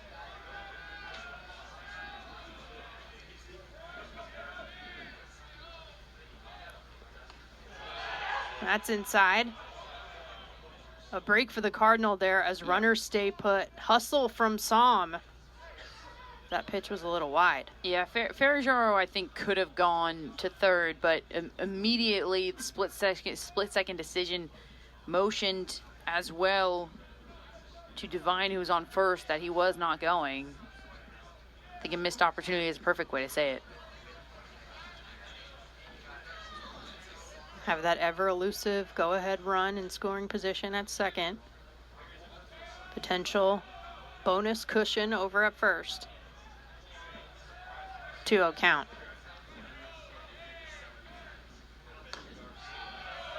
Low and away. Make it 3-0. That one just missing, but a really good take there from Garcia. We've seen him stand in and make these at-bats long and drawn out and wait for his pitch or get that walk. We're seeing it now.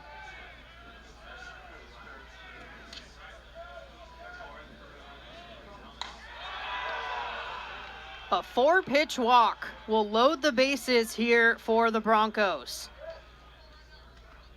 Garcia finds his way over to first. Everyone advances. Ferragamo now over at third. Following Ferragamo is Devine at second, with Garcia at first for Ben Cleary.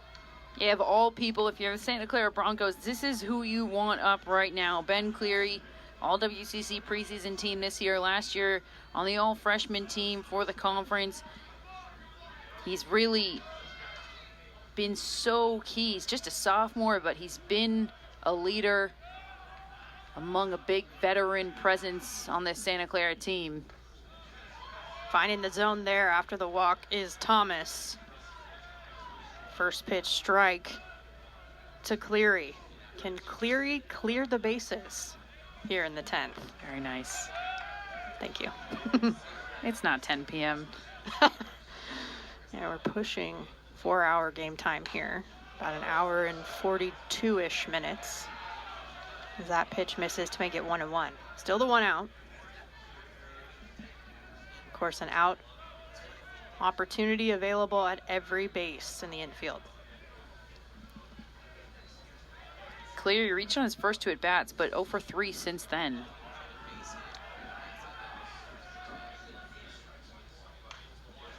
Fouls that back into the net.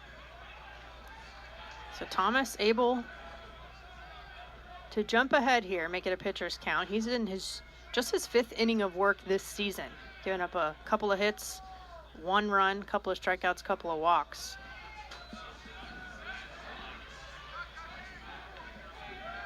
Got a 2.25 ERA in his small sample size so far. Got him swinging. Chased that pitch off the plate, and it's a K in the books, a big one. 2 down here, still the bases loaded. Yeah, that pitch started inside, and that moved just over and off the plate, and you said it. Cleary chased it. Beautiful pitch there from Thomas. Stepping up in a big moment is the reliever. Again, the 8th pitcher we've seen from Stanford so far, now going up against the number 3 hitter in Dylan Joyce. Scored a couple times, brought in an RBI, a couple of hits, including a ground rule double, and he'll take strike 1 here. Grad student out of San Rafael, California.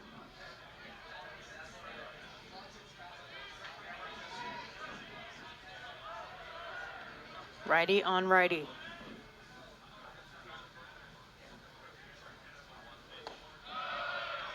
Just missed low. Evens it up 1-1. Every pitch matters.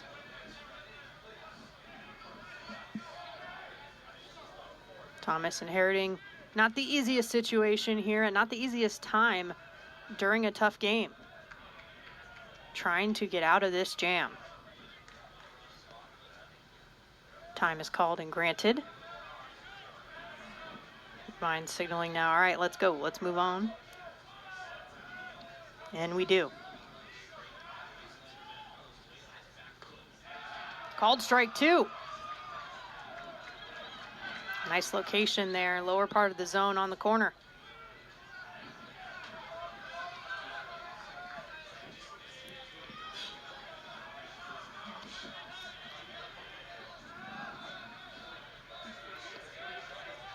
A huge pitch coming up.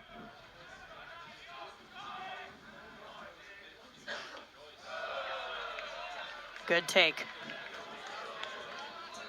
We got deuces wild once again. 2 balls, 2 strikes, 2 outs. Bases juiced for Joyce.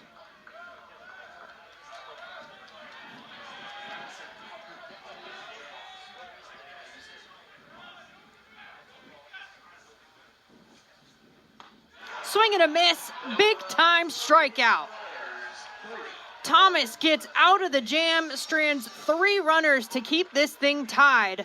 The Cardinal with an opportunity to translate that momentum to the offensive side. Bottom of the 10th, here we come. Still tied 5-5 here at Sunken Diamond.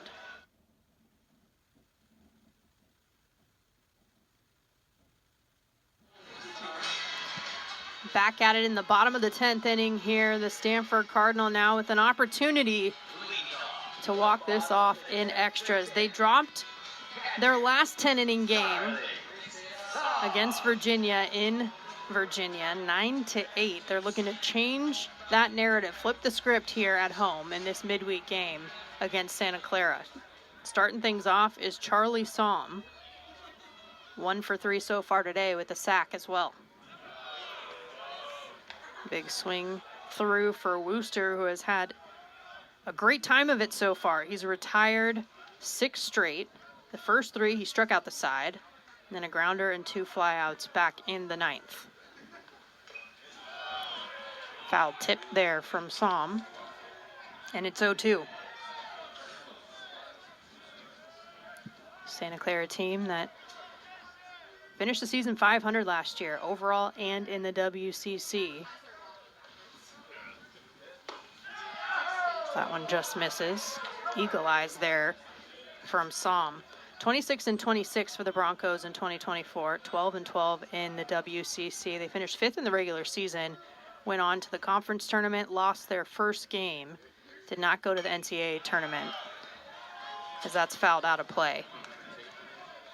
They did, however, have some milestones. The first time in 18 years, back-to-back 500-plus record overall, 16 years. The first time, 3 straight years, 24-plus wins. That's into center field, lifted. Back in front of the warning track, camped under it, is Divine. He'll make the grab. Feel the hope in the Cardinal fans as that came off the bat. To finish the thought on 2024 for Santa Clara, it had been 27 years since there were back-to-back postseason appearances, and they did it going to the WCC tournament the last 2 years. So they sit at 500 overall this season so far, 12-12, looking to tip the scales. But Timo Becerra has been absolutely on fire, 3 for 3. A couple of RBIs, including that sac fly his last time up. Santa Clara not only making an NCAA tournament appearance in 2023, they were the conference tournament champions that year as well. They haven't won the regular season since '97, but they were the tournament champions in 23. That automatic berth to the NCAA tournament. They've had 12 overall appearances in the NCAA tournament. 1 College World Series appearance, that was back in 1962. 9 times they've won the regular season in the WCC, however. That was their first tournament championship that you mentioned back in 2023. Working ahead here to Becerra is Wooster. A 1-2 count with 1 out.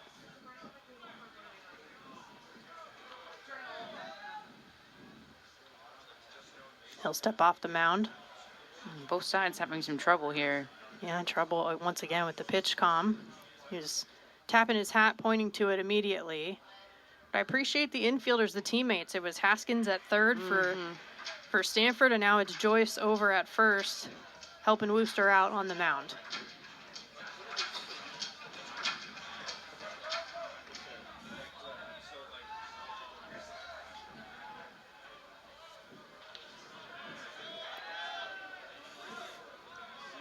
Still 1-2. That's low. Make it 2-2. Of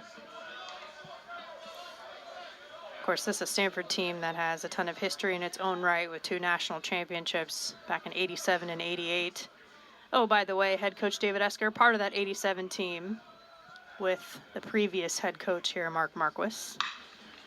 That is off the glove of Ferraggiaro at third, and Becerra looking to take 2 bags. He'll dive in head first. He's called safe. Aggressive base running puts the potential winning run in scoring position for Stanford. Aggressive is the only way to put it. The fact that he went for 2 was shocking to me, but Timo Becerra using his speed. A risky move, but hey, sometimes that's what you need to win these tight ball games, and he put himself and the Stanford Cardinal now in a great situation. And Brandon Larson will come in to pinch hit McDonald, getting the start in that DH spot, the number 8 slot. Larson, the junior now. Transfer. Strike 1.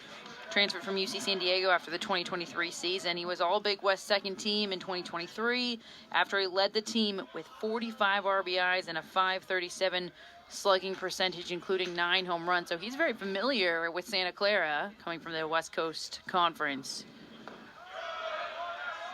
That one a little down that time. Tried for the same spot, but it's 1-1.